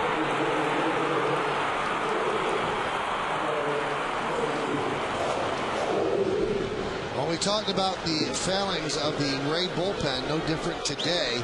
Garza gave them 7 strong, no earned runs over 7. And then the bullpen has taken over, and the Yankees have taken the lead. Here is Eric Hinsky, 0 for 3 against Garza. They do not hold Posada at first. Ibar playing behind him. And there's a strike. That's a location I expected from Bradford right there. Down and away, trying to induce a double play grounder. He decided to go back-to-back pitches inside on Posada. He made him pay.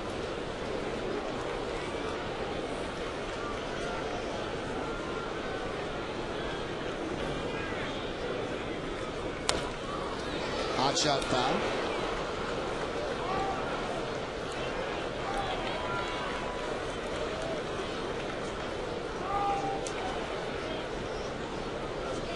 Hinsky struck out swinging in the second, looking in the 5th, and then popped to first in the 7th.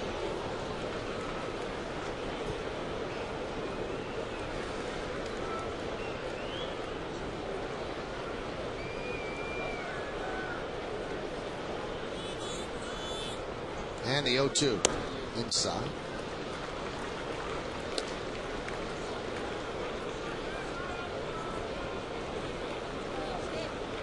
Now Jonathan Albaladeo begins to throw just in case the Yankees blow it open, and it's not a save situation. Runner goes, popped up behind the plate and out of play. Good move by the Yankees. They're not holding Posada, not even looking at him, so just erase any chance at the double play. Yeah, Willie Ibar playing well behind Jorge Posada. He had a nice running lead and then took off. Foul ball by Eric Hinsky. You see him kind of creeping, gets a good jump. Now because of that send, they have Ibar hold on Posada, and that opens up more of a hole for Hinsky.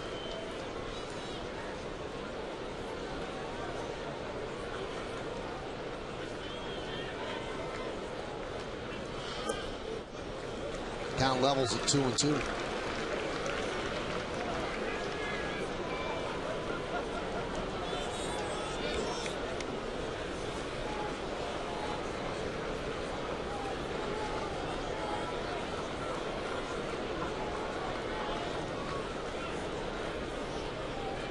And the 2-2. Driven to right field. Kapler with the catch. Tagging is Alex Rodriguez. Here's the throw. Rodriguez is in there, a sac fly for Hinsky. And the Yankees now lead 4-1.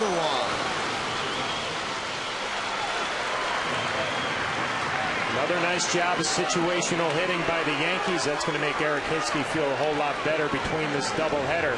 But had a tough afternoon coming into this at bat. And now Joe Madden wants to bring in the lefty Schaus to face the switch hitter Melky Cabrera, so he wants to spin Melky around to the right side. So an RBI for Hinske is 13th as a Yankee. Yankees have themselves a 4-1 lead. 2 outs, you come on back.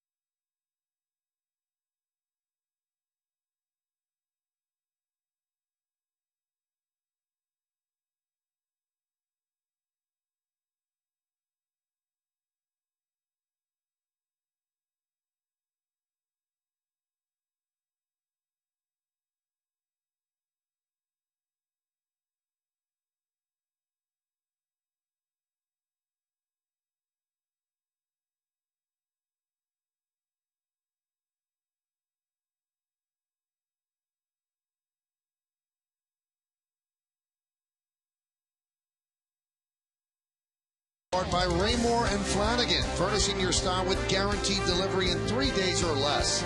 Like Geico, 15 minutes could save you 15% or more on car insurance. And by Burger King, who reminds you to have it your way. Well, that's the George Washington Bridge. If they're coming to the stadium, they still have to wait for the stadium to empty out before they could park for Game 2. Brian Schaus will try to end this bottom of the 8th inning. Those are his numbers. The Yankees with a runner on first and 2 outs. 3 runs already in, shattering a 1-1 tie. It's 4-1 Yankees. Melky 1 for 2 with a walk. And Schaus deals a strike. Melky's done a much better job this year hitting right-handed, hitting 277 right-handed, 276 coming into this game. Obviously an even split. Done a nice job right-handed. I'll tell you what, John, this is a very tough lineup if you've got pitchers like Schaus and Bradford, because they're switch hitters up and down the lineup. You can't really neutralize them with that sort of pitcher. Yeah, you're right. We talked about it. They're specialists. You know, Schaus obviously a lefty, would be a lefty specialist. Bradford dropping down right-handed. Tough to match up against the Yankees. That one's grounded softly to third, charging Longoria, and he gets Melky Cabrera for the final out of the 8th. But the Yankees take the lead. They score 3 runs on 2 hits, couple of walks, no errors, and 1 error and 1 left. We go to the 9th.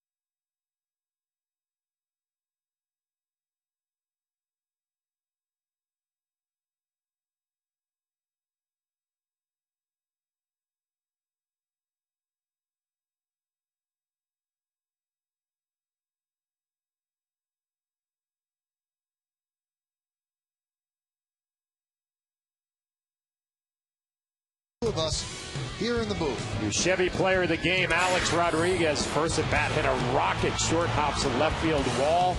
Scoring mark to Scherer, then he just drops a base hit to right field. Another base hit to center. Spreading the hits all over the field. Alex Rodriguez, your Chevy player of the game. Yankee Stadium is the site for this Labor Day day-night doubleheader. Across the street, the old girl still stands guard as Mariano Rivera comes in his first game since September 1st at Baltimore. He's been nursing a sore groin. Said he could pitch yesterday. He's in there today. He's allowed just one earned run in his last 29 games, good for a 0.31 ERA. 34 straight saves for Rivera. And the pitch is inside 1-0. He's had problems with the groin twice, once in Seattle during the West Coast trip, and then it kind of got a little sore. No tear or pull. It got a little sore in Baltimore, and right away Girardi shut him down, and Phil Hughes closed 2 games on the road trip. There's a strike. You watch a couple of things with Mariano. Hasn't pitched in a while, nursing that groin problem. Location is what you pay attention to first off. Is he going to be a little rusty? Is he going to be sharp? Pretty good fastball in the inner half to Pat Burrell.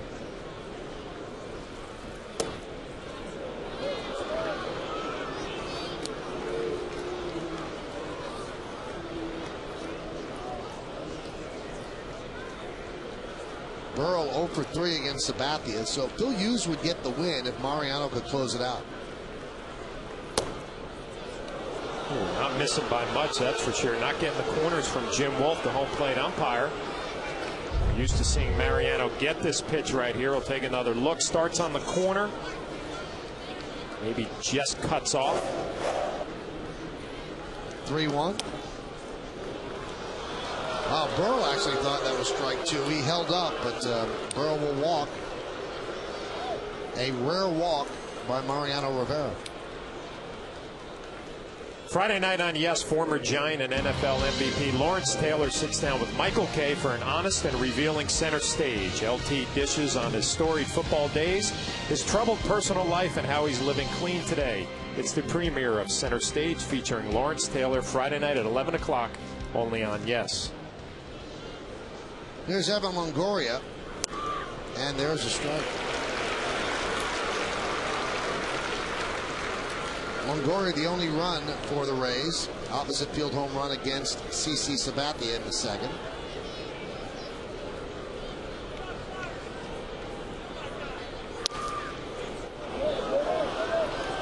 The walk to Burrow, only the 10th walk issued by Rivera all year. He didn't miss by much. Like I said, he's not getting the corners from Jim Wolf, the home plate umpire. Another close pitch to Longoria, just missed.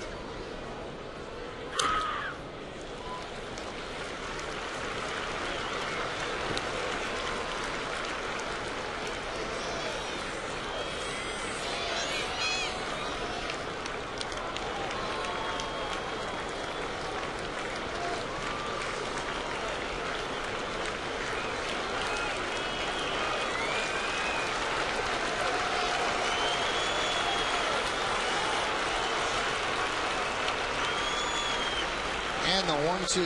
He struck him out. And another swing for good measure by Longoria. Love the location, love the call by Jorge Posada, setting up high, a nice high target right over the hands, and the swing of Longoria. This is where Mariano is at his best, gets ahead in the count, then elevates the fastball to cutter. The strike 3. Watch this nice target by Jorge Posada. Gabe Gross is going to pinch hit for Gabe Kapler.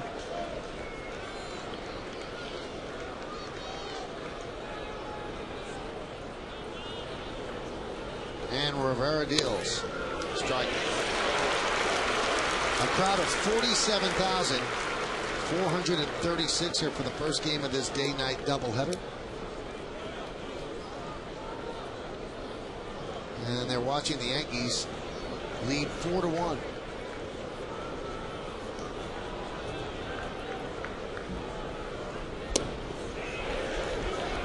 Now 1-1, he held up.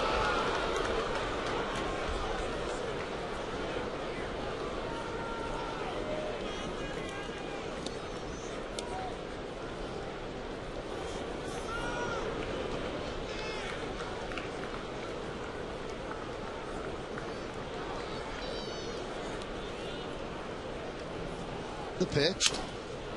Loop toward Alex Rodriguez for the second out. So the Yankees are 1 out away from a Game 1 win. Remember, after the final out, join Nancy Newman and Kimberly Jones for highlights, analysis, and more on the WB Mason postgame. Find out what the team has to say about Game 1 of this doubleheader and get a preview of tonight's second game. It's the WB Mason postgame. It's only a guess. You know what, Michael, if the Yankees can hold on, you'd feel good about this win. They played a clean ball game, didn't really mash or swing the bats as we have a pinch hitter, Akinori Iwamura, but good pitching, nice bullpen work, a couple of key base running plays. This would be a nice win.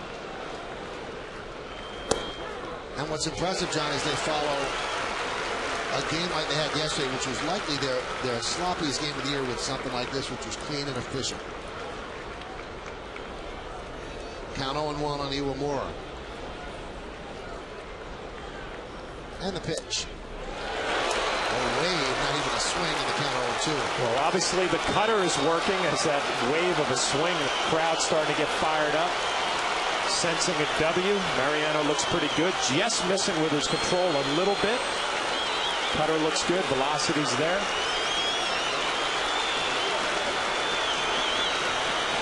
And the runner goes. Iwamura swings and misses. And the Yankees win 4-1. No runs, no hits, no errors, and one man left as the Yankees win the first game of this day-night doubleheader with a 4-1 victory. The win goes to Hughes, the save goes to Rivera. Watch the pitch by pitch. First pitch cutter for a strike, and next one nasty down and in, a weak swing, and then he follows it up with another one. A little better swing, same result.